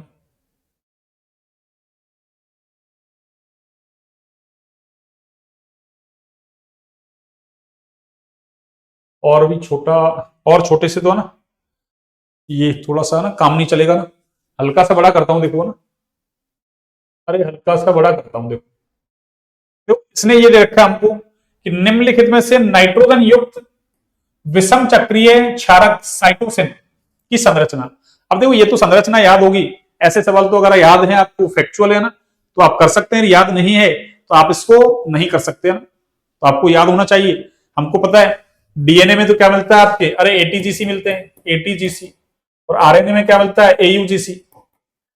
यानी थायमिन की जगह क्या मिलता है आपके, अरे यूरेसिल मिलता है। थायमिन की जगह ये तो क्या है डीएनए में, और ये क्या है अरे आरएनए में। तो आपके एटीजीसी एयूजीसी एडेनिन, थायमिन की जगह क्या है आपके यूरेसिल, किसमें आरएनए में। और ग्वानिन और साइटोसिन, तो इसने हमसे पूछा है साइटोसिन की स्ट्रक्चर कैसी है, ठीक है ना। तो देखो एडेनिन थायमिन है, इसमें तो आपकी है ना एक 6 मेंबर रिंग होती है आपकी, रहेगा ना 5 मेंबर रिंग होती है ऐसे 6 और 5, और इसमें केवल 6 मेंबर रिंग होती है। तो यहाँ तो सारी 6 है, देखो 6 6 6, और नीचे वाली भी 6 ही है। अरे नीचे वाली भी कैसी है 6, देख लो 6 मेंबर रिंग है। अब आपको इसकी तो स्ट्रक्चर है ना आनी चाहिए। अरे इसकी स्ट्रक्चर याद है, ऐसे सवाल ऐसे होते हैं जो अगर आपको स्ट्रक्चर याद है तो कर सकते हैं आप, नहीं तो नहीं कर सकते। अब इसमें तो कोई ट्रिक वगैरह तो लग नहीं रही है ना, तो आपको स्ट्रक्चर पहचाननी है। तो इसकी सही स्ट्रक्चर कौन सी है आपकी, ये आपके कौन सा है साइटोसिन, क्या है ये साइटोसिन है आपके ना, ये आपके साइटोसिन है। तो इसमें तो कुछ करना नहीं है, ठीक है ना। आगे देखो, इसने पूछा है वह अभिकर्मक, अच्छा सवाल है। वह अभिकर्मक जो ग्लूकोज के साथ, यानी ऐसा कौन सा अभिकर्मक है जो ग्लूकोज के साथ अभिक्रिया अरे नहीं करता है। ये आपके नहीं है, ये सत्य है असत्य है, ये सत्य नहीं है ऐसे पूछ ली, सत्य नहीं है इसका मतलब असत्य है वो, ठीक है ना, अभिक्रिया नहीं करता। तो ऐसे नहीं है जो भी है उस पर गोला कर लो, या आपकी तरफ से कोई सिंबल है मान लो, आप जैसा सिंबल बनाते हैं वैसा बना लो ना, ठीक है। तो कौन नहीं करता है, देखो ये तो करता है। अरे ग्लूकोज में क्या होता है, एल्डिहाइड क्रियात्मक समूह होता है, आपको पता है। ग्लूकोज में कौन सा क्रियात्मक समूह है, अरे एल्डिहाइड CHO।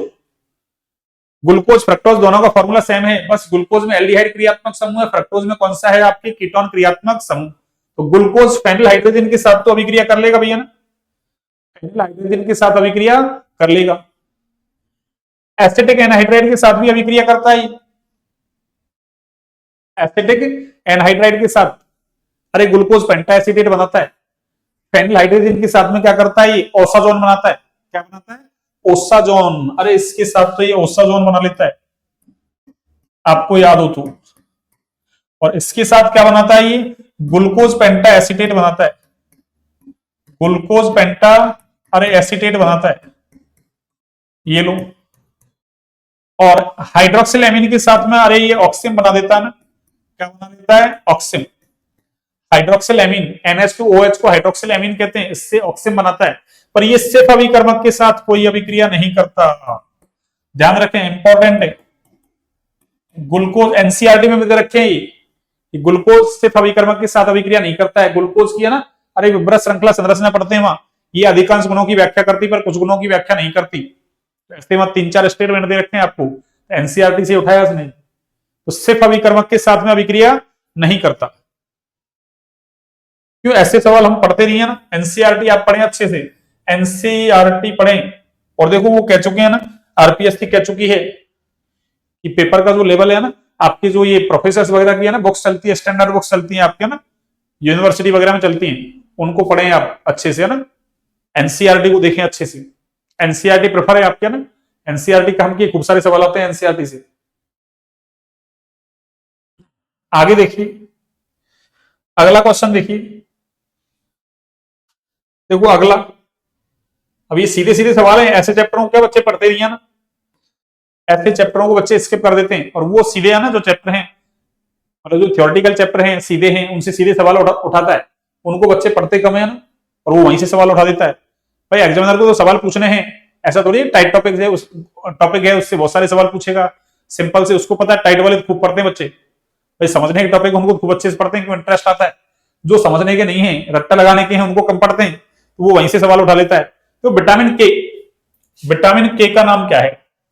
अब देखो वैसे तो आपके ना एनसीईआरटी में दे नहीं रखा है ऐसे विटामिन के, एनसीईआरटी में दे तो रखा है के, लेकिन ऐसे है ना, ये ऐसे नाम नहीं है ना, तो इसका नाम क्या है फाइलोक्विनोन।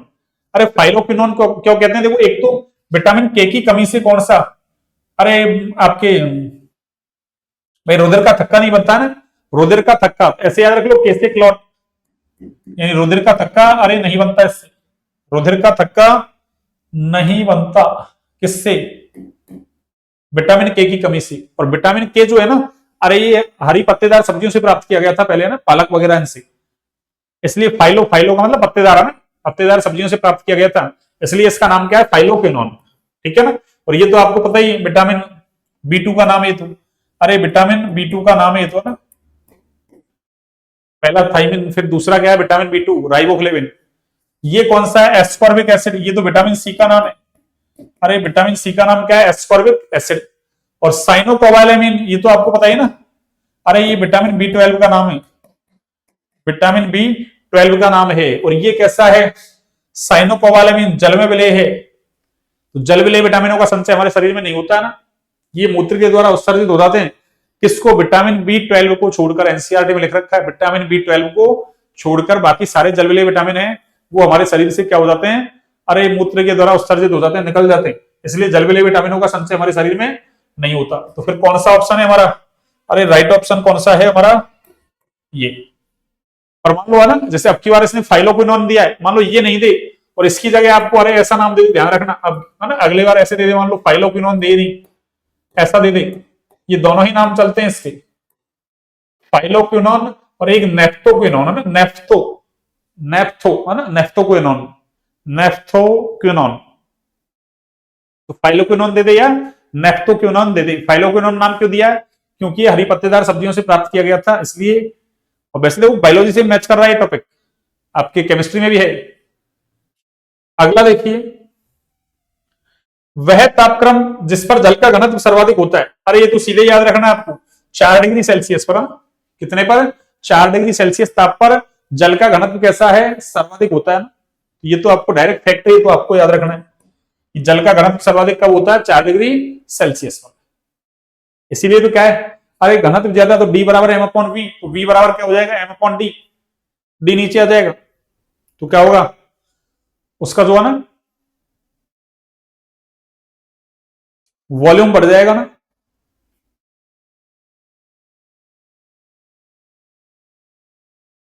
बर्फ का घनत्व कम होता है किससे, जल से, ऐसा सवाल पढ़ते हैं हम, बर्फ का घनत्व जल से कैसा होता है, कम, इसलिए बर्फ पानी पे तैरती है ना, जिसका घनत्व कम वो हल्का होता है।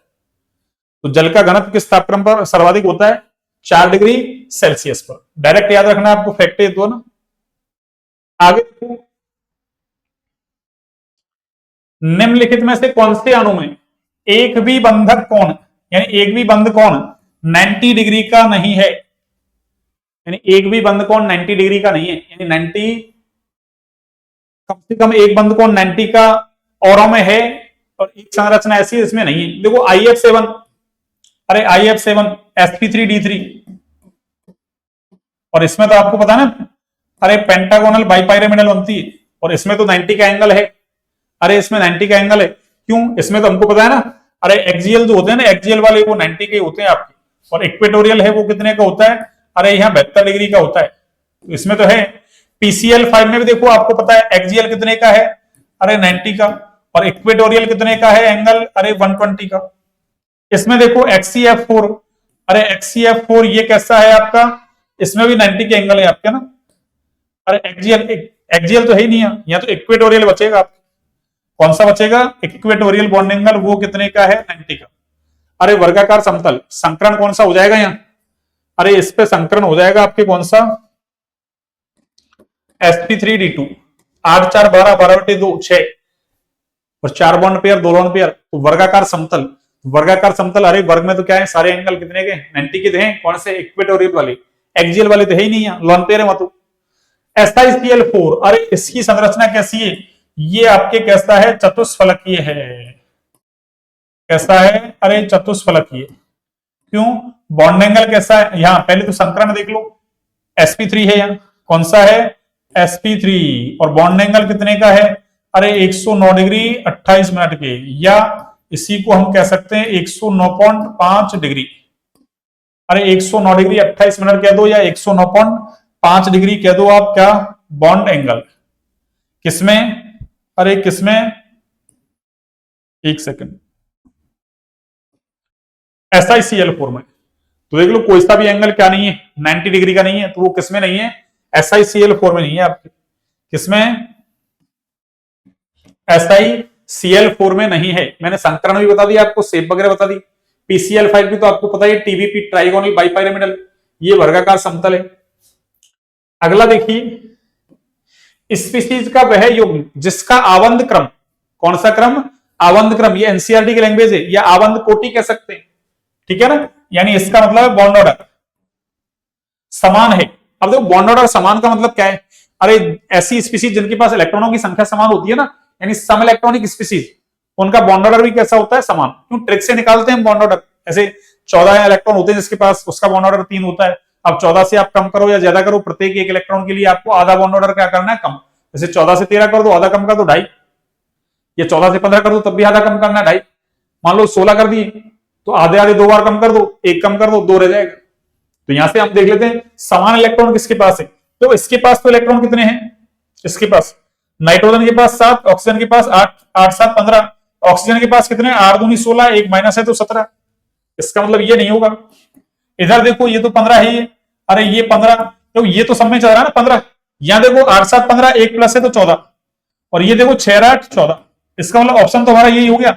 और इसमें भी देख लो ये 14 है, और यहां कितने? 8 दूनी 16 और 2 18। तो बॉन्ड ऑर्डर कैसे हो? अरे समान हो। इसका मतलब कैसी स्पीसीज होनी चाहिए? अरे आइसो इलेक्ट्रॉनिक स्पीसीज होनी चाहिए, यानी जिसमें इलेक्ट्रॉनों की संख्या कैसी हो? समान। आइसो इलेक्ट्रॉनिक स्पीसीज का जो बॉन्ड ऑर्डर है आपके, वो हमेशा कैसा होता है? अरे समान। आइसो इलेक्ट्रॉनिक स्पीसीज,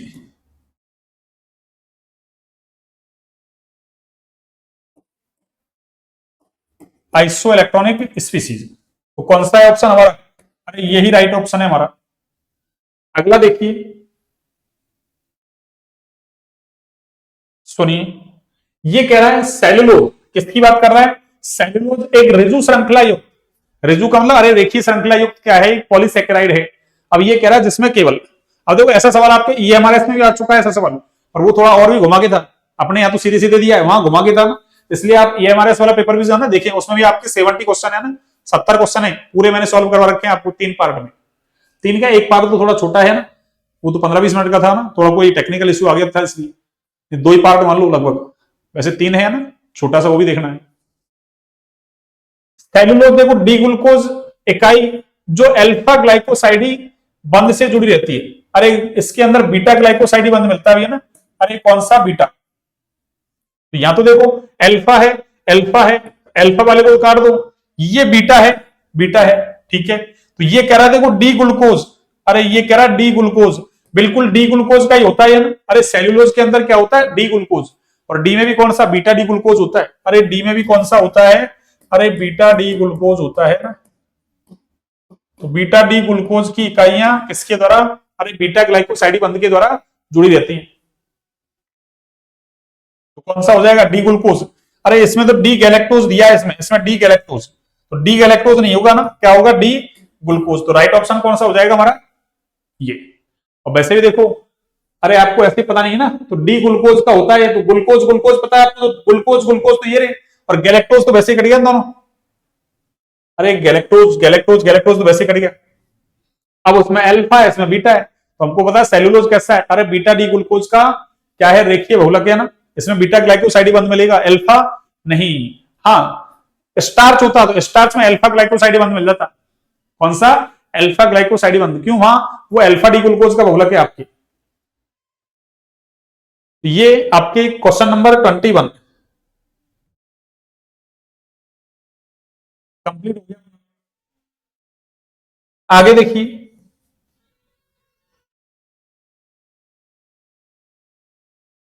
देखिए ये सवाल भी आपके कई बार पूछा जा चुका है ये सवाल।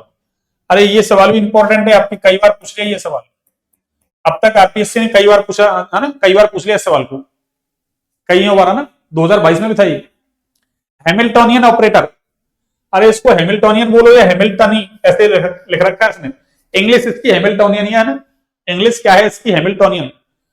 हिंदी लिख रखा है ना हैमिल्टोनियन ऑपरेटर, यानी एच कैप है, तो ये तो आपको सीधे ही देखो याद होना चाहिए हैमिल्टोनियन ऑपरेटर। देखो हैमिल्टोनियन ऑपरेटर क्या है? अरे माइनस का क्रॉस एच स्क्वायर, ये क्रॉस एच है ना, अरे एच को क्या बोलते हैं? प्लांक स्थिरांक। ये क्या है? Cross H. कौन सा एच? Cross H. तो ये तो सब में रखा है, कोई दिक्कत नहीं है। तो क्रॉस एच स्क्वायर, तो एच स्क्वायर तो सब में ही है क्या? सब में। देखो अरे H square H square H square H square, Hamiltonian operator सब में चल रहा है, वी सब में चल रहा है, बस 3 में प्लस है, 1 में क्या है माइनस। और इधर देखो एम, अब देखो क्रॉस एच स्क्वायर वो होता है, पर नीचे क्या होता है, cross H square upon 2m होता है। तो इसका मतलब अरे एम वाला ऑप्शन कट गया, एम वाला ऑप्शन कट गया, 2 ऑप्शन तो ऐसे कट गए ना। अब बचा क्या, एक तो ये, एक वो, ये प्लस भी होता भी है ना, माइनस भी नहीं होता, तो ऑप्शन कौन सा हमारा, यही सही है, माइनस का cross H square upon 2m del square plus V. अब ये तो आपको याद हो गया ना, माइनस का cross H square upon 2m del square upon, sorry del square plus b, minus का cross H square upon 2m del square plus v. तो ये आपको याद होना चाहिए, ठीक है ना।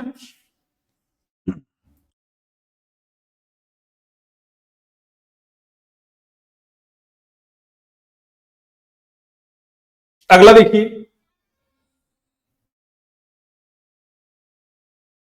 देखिए इसको देखिए आप, ये भी बड़ा सारा सवाल दे दिया, इसको थोड़ा छोटा करें, ये लो। अब देखिए, अब मैच कीजिए। अब ये कह रहा है कॉलम फर्स्ट की स्पीसीज को कॉलम सेकंड में उनके आवंधी युग्मों की संख्या, आवंधी युग्मों से मतलब है बॉन्ड पेयर की संख्या, और एकाकी युग्मों की संख्या यानी लॉन पेयर की संख्या, तथा आकृति से क्या करना है, इनको सुमेलित करना है आपको ना, कि कौन सी आकृति बनेगी। देखो आपको आकृति याद हो, नहीं है तो कोई दिक्कत नहीं है। अरे देखो ClF3 होता है ना, इसमें आप संकरण निकालोगे तो sp3d आएगा, और इसकी शेप क्यों कौन सी बनेगी, टी शेप। कौन सी शेप, टी शेप। और टी शेप का मतलब बॉन्ड पेयर कितने, 3, लॉन पेयर कितने, 2, तभी तो टी शेप बनेगी। तो यहां से देखो बॉन्ड पेयर 3, लॉन पेयर 2, ये तो यहीं आ रहा है टी शेप ये आ रही। इसका मतलब ए में क्या है आपके, अरे 4, ए में 4 वाला ऑप्शन एक ही दे रखा है, अरे ए में 4 वाला ऑप्शन एक ही दे रखा है, तो आपको एक से काम चल गया। ClF3 अगर है, देखो ये इंपॉर्टेंट है, अरे ये वाली स्पीसीज है ना आपकी, अरे ये वाली स्पीसीज आपकी इंपॉर्टेंट है I3, इसको याद रखें। I3 माइनस कैसा है, अरे ये ऐसा होता है I2 माइनस, और इसमें भी अगर आप संकरण निकालोगे ना तो 7 2 9 1 10 sp3d आएगा। कौन सा आएगा, sp3d।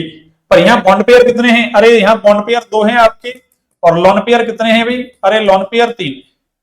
तो ये कौन सा, अरे ये लीनियर शेप बनेगा, रेखीय। देख लो यार, I3 माइनस कौन सा है, रेखीय। I3 माइनस रेखीय, रेखीय कहां रहा है, इसमें आ रहा है, इसका मतलब बी में 3, तो बी में 3 ये रहा, ठीक है ना। ये इंपॉर्टेंट है आपके, अरे ये आपके इंपॉर्टेंट है। I3 माइनस ऐसा होता है, ऐसे I3 प्लस दे दे तब भी ऐसा ही होगा, I2 प्लस SF4। अरे ये के शेप होता भी है ना, SF4 कौन सी शेप होता है, के शेप। के शेप कहां रहा, ये के शेप नहीं रखा।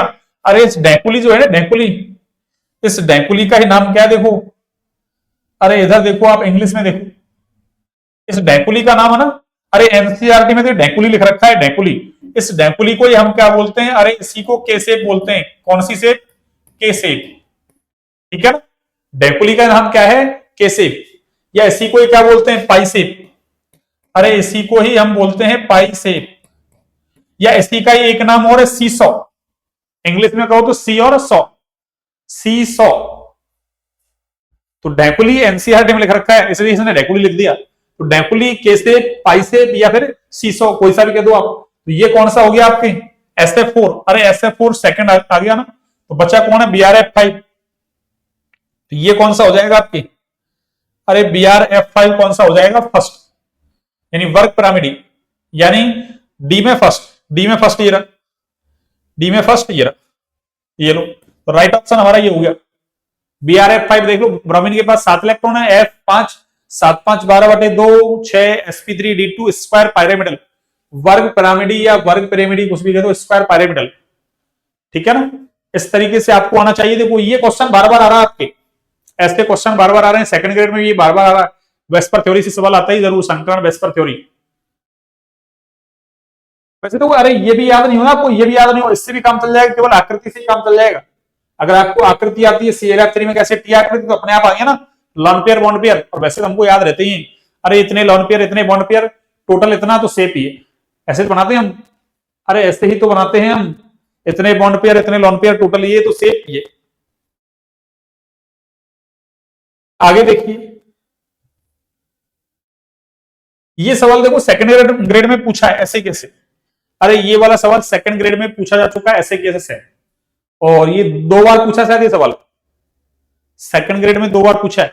तो आणविक कक्षकों में निम्नलिखित में से अरे कौन सी इलेक्ट्रॉनिक व्यवस्था सही प्रदर्शित की गई है? तो वो He2+, अरे He2+ का मतलब क्या है? तो हीलियम के पास कितने इलेक्ट्रॉन होते हैं? 2, 1s2। तो एक हीलियम के पास 2, तो दूसरे के पास भी 2, 2 और 2 4, और एक चला गया तो 3। इसका मतलब इसके पास 3 इलेक्ट्रॉन है भैया ना। अरे इसके पास कितने इलेक्ट्रॉन है? इधर लिखता हूं मैं इलेक्ट्रॉन, देखो इसके पास कितने इलेक्ट्रॉन है? अरे 3 इलेक्ट्रॉन, ये इलेक्ट्रॉन लिख रहा हूं मैं इधर, यानी ये He2+ के पास इलेक्ट्रॉन कितने हैं? 3। और इसने कितने भर रखे हैं? देखो, अरे सिग्मा 1s में 2 और सिग्मा स्टार 1s में 2, इलेक्ट्रॉन ही 3 है, इसने 4 भर दिए, एक कहां से लाया? गलत है ना। आगे देखो बेरिलियम, देखो इस बेरिलियम को देख लो, चलो। तो बेरिलियम के पास कुल इलेक्ट्रॉन कितने हैं? अरे एक बेरिलियम के पास 4, 1s2 2s2, तो दूसरे के पास 4, तो 4 और 4 8, तो आणविक कक्षकों में 8 इलेक्ट्रॉन भरेंगे अपन। देखो 8 इलेक्ट्रॉन भरो। तो के का मतलब क्या है? अरे इसने जो पहला था ना sigma 1s sigma star 1s, उसको के कह दिया इसने, तो कोई दिक्कत नहीं है। फिर सिग्मा 2s में 2 और सिग्मा स्टार 2s में भी 2, ये तो सही है। सिग्मा 1s में 2, sigma star 1s 2, sigma 1s 2, sigma star 1s 2, sigma 2s 2 और सिग्मा स्टार 2s 2, इसका मतलब ये तो सही है। तो हमसे इसने यही तो पूछा है कि सही व्यवस्था कौन सी है, तो सही तो यही है। अरे राइट आंसर तो हमारा यही है, पर ये 2 आंसर भी चेक कर लेते हैं, ये क्यों नहीं है? अरे ये 2 आंसर भी चेक कर लेते हैं, ये क्यों नहीं है? तो लिथियम, लिथियम के पास कितने इलेक्ट्रॉन है? अरे 6 इलेक्ट्रॉन है। क्यों? एक लिथियम के पास 2, तो 3 के पास 6। अरे एक के पास सॉरी, अरे एक लिथियम के पास 3 है ना, 1s2 2s1 है, तो दूसरे के पास 3, तो 3 और 3 6 इलेक्ट्रॉन होने चाहिए। अरे देखो इसने के तो यहां भी लिख रहा है नहीं, इसका मतलब पहले वाले को लिख रहा है ये, तो 2 और 2 4 तो इसने ये भर दिए, और एक इसने ये भर रखा है, यहां 2 होने चाहिए थे, इसने एक ही भरा है, इसका मतलब गलत है। अरे के का मतलब क्या हुआ? के का मतलब हो गया आपके सिग्मा 1s में 2 और सिग्मा स्टार 1s में 2, तो फिर सिग्मा 2s में एक ही भरा, इसने 5 ही भरे। ऐसे यहां देखो Na2, हालांकि Na2 के MOT है नहीं अपने पास, पर Na2 का मतलब क्या है? अरे 11 11 22 इलेक्ट्रॉन है। कितने इलेक्ट्रॉन है? 22 है ना। हमारे MOT कहां? नियोन तक की है, 22 इलेक्ट्रॉन है, कोई दिक्कत नहीं है। पर 22 में क्या होगा? अरे 20 तक तो अपन करते हैं ना, कंप्लीट भर जाती है आपकी। अरे 20 तक तो MOT कंप्लीट होगी ना। ऐसे सिग्मा 1s में 2, सिग्मा स्टार 1s में 2, सिग्मा 2s में 2, सिग्मा स्टार 2s में 2, फिर आपकी जैसे मान लो नियोन में भर रहे हैं, तो सिग्मा 2pz नीचे आ जाएगा, उसमें 2, फिर पाई स्टार वो पाई 2px में 2, पाई 2py में 2, फिर पाई स्टार 2px में 2, पाई स्टार 2p है ना y में 2, और सिग्मा स्टार 2pz में 2, 20 हो गए। अब इसमें 22 है ना, तो इसका मतलब एक इलेक्ट्रॉन इस सोडियम के पास है, एक इसके पास है, इसका मतलब लास्ट में भी वो पेयरिंग होनी चाहिए उसकी। अरे लास्ट में भी इलेक्ट्रॉनों की क्या होनी चाहिए? पेयरिंग होनी चाहिए, जबकि इसने तो पेयरिंग कहां करवा रखी? अरे 3s में एक ही भर रखा है, सिग्मा 3s में एक 2 होने चाहिए थे ना। मान लो हमको नहीं भी आ रही है, तो भाई एक बजेगा, अरे एक एक तो लास्ट में वही तो भरा जाएगा। भाई 20 तक कंप्लीट हो गए ना, तो फिर कोई ना कोई कक्षक तो आएगा आपके। अब कोई ना कोई कक्षक आएगा 3s वाला, तो फिर उसमें इलेक्ट्रॉन भरेगा, तो एक इसका इलेक्ट्रॉन एक इसका, तो आणविक कक्षक में 2 इलेक्ट्रॉन भरोगे लास्ट में, इसमें तो एक ही भर रखा है इसने, इसका मतलब ये भी गलत। तो टोटल इलेक्ट्रॉन यहां देखें तो कितने हो गए? 11 दूना 22, ठीक है ना। इसने कितने भर दिए? अरे इसने कितने भर दिए आपके? इसने 20 ही भर दिए, ओ सॉरी 21, एक पेयरिंग नहीं की ना, 3s2 होता तो ठीक होता, तो ये गलत है। ऐसे आपको ये सवाल आ चुका है सेकंड ग्रेड में 2 बार, फर्स्ट ग्रेड में आ गया, देखो सेम सवाल है बिल्कुल, ऐसे कैसे ऑप्शन भी यही है सेम। अरे आरपीएससी सेकंड ग्रेड को लेती है, आरपीएससी फर्स्ट ग्रेड को लेती है, आरपीएससी ने लिया है तो एक जैसे बना रखें। आगे देखिए अगला क्वेश्चन, अगला देखिए, इसको करते हैं सॉल्व।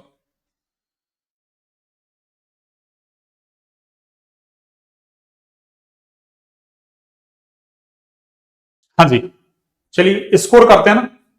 अभी तो हम 24 क्वेश्चन पर पहुंचे। 25वां क्वेश्चन देखो आप, निम्नलिखित में से बाह्य कक्षक संकुल है। कौन सा? बाह्य कक्षक संकुल, यानी outer orbital complex, OOC outer orbital complex, बाह्य कक्षक संकुल। एक होता है आईओसी इनर ऑर्बिटल कॉम्प्लेक्स, यानी बाहर वाला डी कक्षक भाग लेता है तो बाह्य कक्षक संकुल होता है, और अंदर वाला डी कक्षक भाग ले तो आंतरिक कक्षक संकुल होता है। तो इसका मतलब बाहर वाला डी कक्षक भाग ले रहा है, तो बाहर वाला भाग कब लेगा? अरे जब अंदर खाली नहीं होंगे। अंदर खाली कब होंगे? तो लिगेंड स्ट्रांग हो, तो अंदर खाली हो जाएगा, तो अंदर वाला भाग ले लेगा, आंतरिक कक्षक संकुल बना देगा। और लिगेंड वीक है तो क्या पेयरिंग नहीं कर पाएगा, तो फिर खाली कक्षक मिलेंगे नहीं, तो बाहर वाला भाग ले लेगा। तो इसका मतलब लिगेंड देख लो, या स्ट्रांग और वीक, देखो, अरे CN स्ट्रॉन्ग है, अरे ये स्ट्रॉन्ग लिगेंड है CN, CnCO कहीं दिख जाए आपको, ये तो कैसे है, स्ट्रॉन्ग लिगेंड है। साइनाइड आयन है, CO है, ये कैसा है, CO तो स्ट्रॉन्ग है, साइनाइड भी स्ट्रॉन्ग है आपकी, तो इसका मतलब ये तो, अरे यहाँ तो पेयरिंग हो जाएगी आपकी, ये तो पेयरिंग कर देगा, स्ट्रॉन्ग है, ठीक है ना। तो ये तो कैसा बनेगा, अरे ये भी पेयरिंग हो जाएगी आपकी। तो CnCO कहीं दिख जाए, ऐसे लिगेंड दिख जाए आपको, तो पेयरिंग करनी सीधी, और पेयरिंग होगी तो ये तो आंतरिक कक्षक संकुल बना देगा। अब बचा कौन, अरे एक तो ये और एक ये, देखो अरे दोनों ही वीक लिगेंड है, ये C2O4 है ना, अरे ये -2 और ये जो F- है, अरे ये दोनों ही कैसे लिगेंड हैं, अरे ये दोनों ही वीक लिगेंड हैं। कौन से लिगेंड हैं, अरे वीक लिगेंड हैं, ध्यान रखना। और ये एग्जांपल आपके इंपॉर्टेंट है, अरे ये वाला एग्जांपल क्या है आपके, इंपॉर्टेंट है, ये वाला एग्जांपल इंपॉर्टेंट है, आपको याद रखना है ना। कौन सा, C2O4 का होल थ्राइस 3-, अरे ये एग्जांपल आपके वेरी वेरी इंपॉर्टेंट है। इधर लिख देता हूं मैं CO, अरे C2O4 का अरे होल थ्राइस, और ऊपर क्या लिख रखा है इसने, अरे -3। तो ये लिगेंड वीक है आपके, अरे ये कैसा लिगेंड है, वीक, लेकिन ध्यान रखें, अरे ये पेयरिंग करता है ना, है तो वीक, पर इस कॉम्प्लेक्स के अंदर ये किसका काम कर रहा है, अरे ये स्ट्रॉन्ग लिगेंड का काम कर रहा है, ध्यान रखें ना, ठीक है ना। यानी CO+3 हो, ठीक है ना, और इसके साथ लिगेंड कौन से हो, अरे ये लिगेंड हुआ ना, या मैं लिख दूं, ऐसे लिख दूं, चलो आपको ऐसे लिखूं, चलो देखो मैंने वहां लिख दिया दोनों वीक हैं, दोनों कैसे हैं, वीक। तो मैं क्या कह रहा हूं,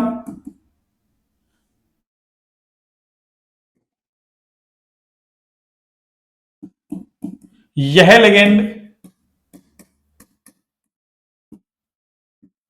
वीक होता है ना, अरे ये लिगेंड कैसा है भाई, वीक, वीक होता है, अरे किंतु CO+3 के कॉम्प्लेक्स में ना, CO+3 के कॉम्प्लेक्स में, CO+3 के कॉम्प्लेक्स में, और कॉम्प्लेक्स कैसा, अरे समन्वय संख्या 6 वाला ना, समन्वय संख्या कैसी हो उसकी 6 में, स्ट्रॉन्ग है ना, लिगेंड का काम करता है, अरे स्ट्रॉन्ग लिगेंड का काम करता है, लिगेंड का काम करता है, काम करता है, ठीक है ना, ये ध्यान रखें, इंपॉर्टेंट है ये, अरे ये इंपॉर्टेंट बात है ये वाली बात आपकी क्या है, अरे इंपॉर्टेंट, ये इंपॉर्टेंट है ना, कि कोबाल्ट+3 के साथ में ऑक्सिलेट आ गया, या इसकी जगह ये भी हो सकते हैं, अरे इसके अलावा ये भी हो सकते हैं, जैसे OH- है आपके, H2O है, O-2 है, ये ऑक्सिलेटो लिगेंड है, ऐसे लिगेंड हो आपके, है ना, तो ये भी किसका है, तो भी, पर कोबाल्ट+3 समन्वय संख्या 6, उसके साथ ये स्ट्रॉन्ग का काम करते हैं, यानी ये पेयरिंग कर देते हैं, ये क्या कर देते हैं ये, अरे ये पेयरिंग कर देते हैं, तो आपको ऑक्सिलेटो दे रखा है, तो इसका मतलब यहां भी पेयरिंग हो जाएगी आपके, अरे यहां भी आपके क्या होगी, ये लोग पेयरिंग होगी, यानी इसमें भी ये क्या कर देगा, पेयरिंग, तो है तो कैसा ये, अरे वीक लिगेंड, पर ये कोबाल्ट+3 समन्वय संख्या 6 के कॉम्प्लेक्स में क्या करता है, पेयरिंग कर देता है, स्ट्रॉन्ग का काम करता है। ऐसे अमोनिया वीक का काम करता है, पर कोबाल्ट+2 के साथ में क्या करता है, वो स्ट्रॉन्ग तो है, पर वो कोबाल्ट+2 वाला कोई है ना, वो आ जाए समन्वय संख्या 6 वाला केस, तो फिर उसमें वो किसका, वीक का काम करता है, पेयरिंग नहीं करता है। तो फिर बचा कौन, यही बचा हमारे पास, और एनसीईआरटी में दे रखा है, ठीक है ना, COF6 3-, तो यहां ये पेयरिंग नहीं करेगा, कौन सा कॉम्प्लेक्स बना लेगा, बाह्य कक्षक संकुल। क्यों, कोबाल्ट के पास क्या है, अरे यहाँ कोबाल्ट कैसा है, +3 ऑक्सीडेशन स्टेट में है, और कोबाल्ट+3 का मतलब अरे 3d6, ठीक है ना, और क्या था 4s2 था ये ना, तो 4s2 वाला तो निकल गया, ये लोग 3d6 बच गया, 4s में क्या बचेगा, 0। ये कोबाल्ट+3 का मतलब 3d7 4s2 होता है ना, तो कोबाल्ट+3 का मतलब क्या है, एस वाले 2 इलेक्ट्रॉन निकल गए एक डी में से, तो 7 में से 1 गया, 6 बचा ना, 6 इलेक्ट्रॉन है, अब 6 की पेयरिंग नहीं होगी, तो फिर कौन बाहर वाला भाग ले लेगा, क्यों, फ्लोराइड कैसा है, वीक लिगेंड है, कैसा है, अरे वीक लिगेंड है, तो कौन सा राइट आंसर है हमारा, COF6 3-। अगला देखिए, ये भी आपके एनसीईआरटी में दे रखा है। अरे ये सवाल भी आपके एनसीईआरटी में दे रखा है। ये वाला सवाल कहाँ है आपके? अरे ये एनसीईआरटी में ऐसे कैसे दे रखा है एग्जाम्पल के अंदर, ठीक है ना। MnBr4 2- के लिए केवल चक्रण चुंबकीय आघूर्ण यानी म्यू स्पिन ओनली। अरे म्यू स्पिन ओनली, ठीक है ना। कितना है? अरे 5.9 और ये Bm का मतलब बोर मैग्नेटॉन है। इस संकुल के लिए सही कथन है। अरे इस संकुल के लिए सही कथन कौन सा है? सही कथन कौन सा है? देखो, अरे जो पॉलिंग करता था ना, पॉलिंग क्या काम करता था? एक कोई भी क्या उसको कंपाउंड दिया और कहता भाई कोई केस में संकरण कौन सा होगा, तो वो कहता था भाई रुको ना, ऐसे करो सैंपल दो मुझे। फिर वो जाके घर क्या, अरे इंस्ट्रूमेंट की सहायता से उसका चुंबकीय आघूर्ण ज्ञात कर लेता था। अब इसको हमको आइडिया ये लगाना है इसमें, देखो एक शॉर्ट ट्रिक है इसमें, ट्रिक इसकी ट्रिक है एक, है ना, ये लो। और ट्रिक क्या है देखो सुनो। अरे जैसे मान लो आपके पास क्या है, जैसे मान लो म्यू का मान कितना है मान लो, ना। अरे n.x मान लिया मैंने, n.x कितना है? n.x। अब देखो यदि ये डॉट एक्स की वैल्यू कैसी हो आपकी, अरे ये डॉट एक्स जो है ना आपकी, ये डॉट एक्स ये ग्रेटर देन हो 0.7 से, तब तो आपके अनपेयर्ड इलेक्ट्रॉन कितने रहते हैं? अरे n का मतलब नंबर ऑफ अनपेयर्ड इलेक्ट्रॉन, तब तो ये n के बराबर रहते हैं। और यदि ये डॉट एक्स क्या हो आपके, अरे लेसर देन हो 0.7 से, तो फिर n कितना होता है? ये चलो मैंने ना ये 2 बार n लिख दिया ना, एक सेकंड, नहीं लिखा तो मैंने सही है पर आपकी कंफ्यूजन हो जाएगा ना, तो मैं ऐसे लिख दूं इसको, देखो अरे मैं इसको ऐसे लिख दूं, इसको देखो कैसे लिखूं, सुनना। इसका मतलब क्या हो जाएगा?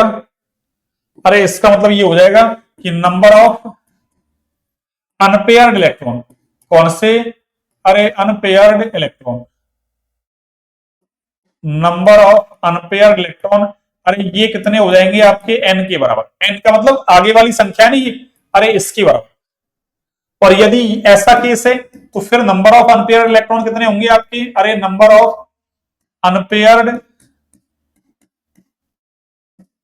इलेक्ट्रॉन ये बराबर होंगे किसके? अरे n-1 के, यानी एक कम कर देना n में से। ये इसकी शॉर्ट ट्रिक है। तो यहां से मैं देखूं तो देखना, अरे यहां से देखना आप, इसमें इस ट्रिक को लगा के देखो आप। अरे इसका चुंबकीय आघूर्ण कितना है? 5.9। तो एक तरीके से मैं इससे कंपेयर करूं तो ये n हो गया और ये डॉट क्या हो गया? अरे ये x हो गया। तो देखना, अरे डॉट x की वैल्यू क्या है? अरे डॉट x की वैल्यू क्या है? 0.7 से ज्यादा है, 0.9 है, 0.9 तो 0.7 से ज्यादा होता है ना। तो मैंने क्या कहा, अयुग्मित इलेक्ट्रॉन कितने होंगे? n के बराबर। n का मतलब आगे वाली संख्या के बराबर। इसका मतलब यहाँ अयुग्मित इलेक्ट्रॉन कितने होंगे? अरे यहाँ अयुग्मित इलेक्ट्रॉन कितने होंगे बच्चों? यहाँ आपके अयुग्मित इलेक्ट्रॉन कितने होंगे? ये लो अयुग्मित, अरे इलेक्ट्रॉन ये कितने होंगे? 5। जो कहां से निकाले हमने? शॉर्ट ट्रिक से। अरे इस शॉर्ट ट्रिक के माध्यम से निकल गया।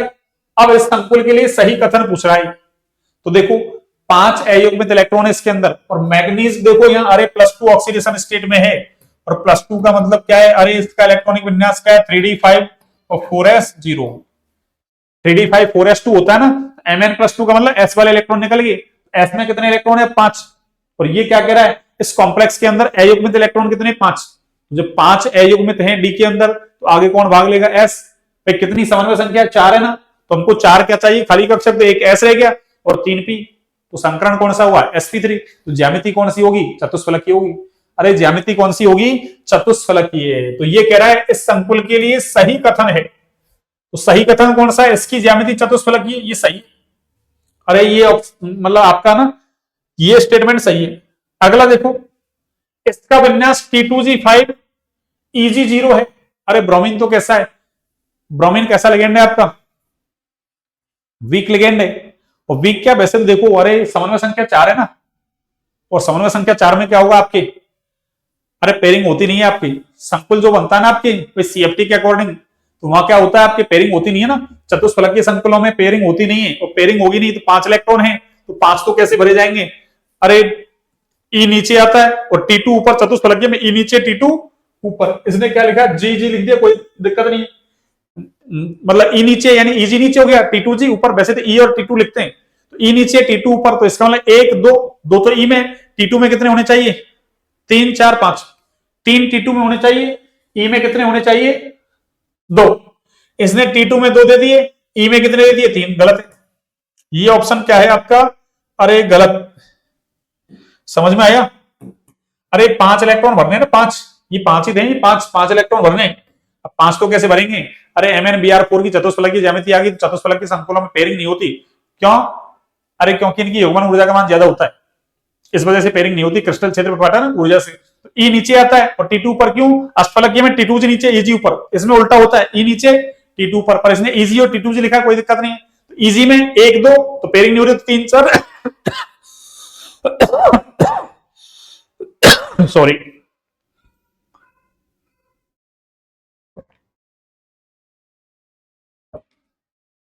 हाँ जी, तो चतुष्फलक के संकुलों में क्या होता है, ई नीचे है टी टू ऊपर, तो कैसे जाएंगे इलेक्ट्रॉन, एक दो तीन चार पांच, ई में दो टी टू में तीन। इसने उल्टा कर रखा है, टी टू में दो ई में तीन। गलत है नहीं, ये निम्न चक्रण संकुल है। अरे निम्न चक्रण तो तब होता है जब पेयरिंग होती है, Br तो कैसा है, वीक लिगेंड है। अभी क्या रखा है अपने, चतुष्फलक के संकुलों में पेयरिंग होती नहीं, ये भी गलत है। तो बचा कौन सा, इसमें T2G में फाइव फाइव दे रखा है, अरे ई को जीरो कर रखा है, ई में इलेक्ट्रॉन भरा ही नहीं, पहले ई में जाएगा निम्न ऊर्जा वाले कक्षकों में, फिर टी टू में जाएंगे, तो ये भी क्या है आपका गलत। तो सही ऑप्शन कौन सा है हमारा, अरे ये सही ऑप्शन है, ये हमारा क्या है, सही ऑप्शन। आगे वाला देखो, अगला ऑप्शन क्या है आपका, कि निम्नलिखित में से कौन सी परिस्थिति अष्टफलकीय संकुलों में, किसमें, अष्टफलकीय संकुलों में प्रबल विकृतीकरण यानी जॉन टेलर प्रभाव के लिए उपयुक्त है। अरे ये इसकी इंग्लिश देख लो आप, ये कह रहा है क्या, देखना इसकी इंग्लिश देखो ना, हिंदी से काम नहीं चलेगा ना। देखो ये कह रहा है which of the following condition, यानी कौन सी कंडीशन है इज फेवरेबल, जो फेवरेबल है फॉर स्ट्रॉन्ग डिस्टॉर्शन, यानी प्रबल डिस्टॉर्शन का मतलब क्या कहोगे, स्ट्रॉन्ग मतलब जॉन टेलर डिस्टॉर्शन होना चाहिए आपके ना। अरे स्ट्रॉन्ग वाला, एक तो जॉन टेलर डिस्टॉर्शन होता है ना, वो वीक होता है, एक होता है स्ट्रॉन्ग। और जॉन टेलर डिस्टॉर्शन होता किसकी वजह से है, अरे असममित इलेक्ट्रॉनिक विन्यास की वजह से, एसिमेट्रिक इलेक्ट्रॉनिक डिस्ट्रीब्यूशन की वजह से, ऐसे ही होता है। तो ये कह रहा है स्ट्रॉन्ग वाला चाहिए उसको ना, कौन सा, Jahn Teller effect in octahedral complexes, यानी अष्टफलकीय संकुल है, तो ये कह रहा है उसमें स्ट्रॉन्ग वाला जॉन टेलर जो डिस्टॉर्शन है वो कहां मिलेगा, ऐसी कौन सी कंडीशन है, यानी कौन सा इलेक्ट्रॉनिक कॉन्फ़िगरेशन है वो जिसमें क्या हो, स्ट्रॉन्ग जॉन टेलर डिस्टॉर्शन हुआ ना। अब देखो अष्टफलकीय संकुलों में क्रिस्टल क्षेत्र विपाटन कैसे होता है, अरे T2G नीचे ईजी ऊपर, तो ध्यान रखना ऊपर वाले जो कक्षक हैं उसमें क्या हो, आपके असममित इलेक्ट्रॉनिक विन्यास हो, तो उस वजह से स्ट्रॉन्ग जॉन टेलर होगा। और नीचे वाले जो हैं T2G वाले, उनमें कैसा होगा आपके वीक जॉन टेलर डिस्टॉर्शन, अगर उनमें असममित इलेक्ट्रॉनिक विन्यास है तो वो कैसा हो जाएगा आपके वीक। अरे ऊपर वाला तो हमेशा स्ट्रॉन्ग ही होता है, नीचे वाले तो हम जैसे हैं वो तो कैसे वीक ही है ना, तो ऐसे याद रख लो आप, तो भाई ऊपर वाला तो हमेशा स्ट्रॉन्ग है ना, अरे स्ट्रॉन्ग ही दिखाएगा, ठीक है ना। तो इसका मतलब ऊपर वाले कक्षक यानी ईजी कक्षक में यदि आपको असममित इलेक्ट्रॉनिक विन्यास दिखे तो फिर कैसा है वो स्ट्रॉन्ग जॉन टेलर, और नीचे वालों में असममित इलेक्ट्रॉनिक विन्यास है तो फिर कैसा हो जाएगा आपके, अरे फिर कैसा हो जाएगा आपके वीक जॉन टेलर। तो ये स्ट्रॉन्ग की बात कर रहा है। देखो जीरो, अरे जीरो का मतलब तो कोई इलेक्ट्रॉन है नहीं, तो इसका मतलब जीरो से कम है ना, जीरो में कैसा है, सम्मिति है वैसे, वहां तो सम्मित असम्मित कुछ है ही नहीं, जीरो वाला क्या दिखाएगा। D10 देखो 10, 10 में तो क्या है सारे के सारे भर जाएंगे, T2G में 1 2 3 4 5 6 7 8 9 10, तो यहां तो कैसा हो गया, अरे कंप्लीट भरा हो या हाफ फिल्ड हो ना, वो कैसा है आपके सम्मित इलेक्ट्रॉनिक विन्यास है, कैसा है सम्मित इलेक्ट्रॉनिक विन्यास, तो D10 की वजह से तो नहीं दिखाएगा वो। अरे यहाँ तो ये जॉन टेलर ही नहीं दिखा रहा, D10 कंप्लीट भरा हुआ है ना, तो यहाँ तो सम्मित इलेक्ट्रॉनिक विन्यास है, D10 इसमें भी है, इसका मतलब ये भी नहीं दिखाएगा। ये दो तो आपके जॉन टेलर ही नहीं दिखा रहे, आगे वाले चेक मत करो आप, 0 0 को भले चेक मत करो आप, 3 5 8 इनको चेक ही नहीं करना आपको, 3 6 10 से देख लो, 10 से सॉल्व हो रहा हमारा मामला। 10 का मतलब कंप्लीट भर गए, कंप्लीट भर गए इसका मतलब सम्मित इलेक्ट्रॉनिक विन्यास है, और सम्मित है तो जॉन टेलर देगा नहीं, क्यों, असम्मित इलेक्ट्रॉनिक विन्यास होता है डी कक्षकों में तो ही जॉन टेलर मिलता है। अब बचे कौन से, दो ऑप्शन बचे, देखो दो ऑप्शन, और देखो अब दो ऑप्शन कौन से हैं, ये कह रहा है देखो, if T2G and Eg orbitals of central metal ions are symmetrical. अरे सममित की तो अपन मना ही कर रहे हैं वैसे ही, कि सममित इलेक्ट्रॉनिक विन्यास अगर मिले। ये कह रहा है T2G और Eg जो ऑर्बिटल है ना, किसके सेंट्रल एटम के, सेंट्रल मेटल आयंस के दो, केंद्रीय धातु आयन या केंद्रीय धातु परमाणु के दो सेंट्रल मेटल एटम, तो उसमें सममित इलेक्ट्रॉनिक विन्यास मिले तो क्या जॉन टेलर मिलेगा? नहीं मिलेगा। तो तीन ऑप्शन तो ऐसे ही कट गए, तो बचा कौन सा? अरे चौथा ही ऑप्शन बचा है कि when 4 and 9 electrons in d orbitals for high spin complex. High spin का मतलब क्या हुआ? अरे पेयरिंग नहीं हो, ठीक है ना, तो पेयरिंग नहीं होगी तो चार में कैसे होगा? T2G में 1 2 3 और एक कहां चला गया? Eg में। अरे T2G भर जाए, Eg वाले खाली रहे तो भी सम्मित है। T2G भर जाए, Eg भर जाए, एक एक इलेक्ट्रॉन आ जाए तो भी सम्मित है। कंप्लीट भर जाए तो भी कैसा? सम्मित। और सम्मित में जॉन टेलर मिलता नहीं, ये तो चार है ना, तो कैसा? 1 2 3, 3 तो Eg वालों में चले गए और फिर एक कहां चला गया? सॉरी, 3 तो T2G में चले गए, एक कहां चला गया? Eg में। और मैंने कहा ना ऊपर वालों में असम्मित इलेक्ट्रॉनिक विन्यास होगा, भाई एक में गया ना, एक में नहीं गया ना, तो असम्मित इलेक्ट्रॉनिक विन्यास हो गया, तो इसका मतलब ऊपर वाले में तो स्ट्रॉन्ग ही होगा। 9 वाले में भी देख लो, वही 1 2 3 4 5 हाई स्पिन वाले में, फिर 6 7 8 और 9, इसका मतलब एक जो Eg है ना उसमें तो 2 हो गए, एक में 1 हो गया, तो वहां भी कैसा है? असम्मित इलेक्ट्रॉनिक विन्यास। इसका मतलब D4 और D9 कैसे हाई स्पिन कॉम्प्लेक्स के अंदर कैसा होगा आपके? अरे स्ट्रॉन्ग जॉन टेलर डिस्टॉर्शन होगा, स्ट्रॉन्ग जॉन टेलर डिस्टॉर्शन। इसका मतलब ऑप्शन कौन सा है हमारा? अरे 4 राइट है, ये हमारा ऑप्शन कैसा है? रॉन्ग। ये कहां से पकड़ा हमने? 10 10, और ये किससे पकड़ा? ये वाला। अरे सम्मित, सम्मित से पकड़ लिया। सम्मित नहीं होना चाहिए, कैसा होना चाहिए? असम्मित इलेक्ट्रॉनिक विन्यास होना चाहिए, होना चाहिए ना, या असम्मित इलेक्ट्रॉनिक वितरण डिस्ट्रीब्यूशन, ऐसा होना चाहिए। अगला देखिए,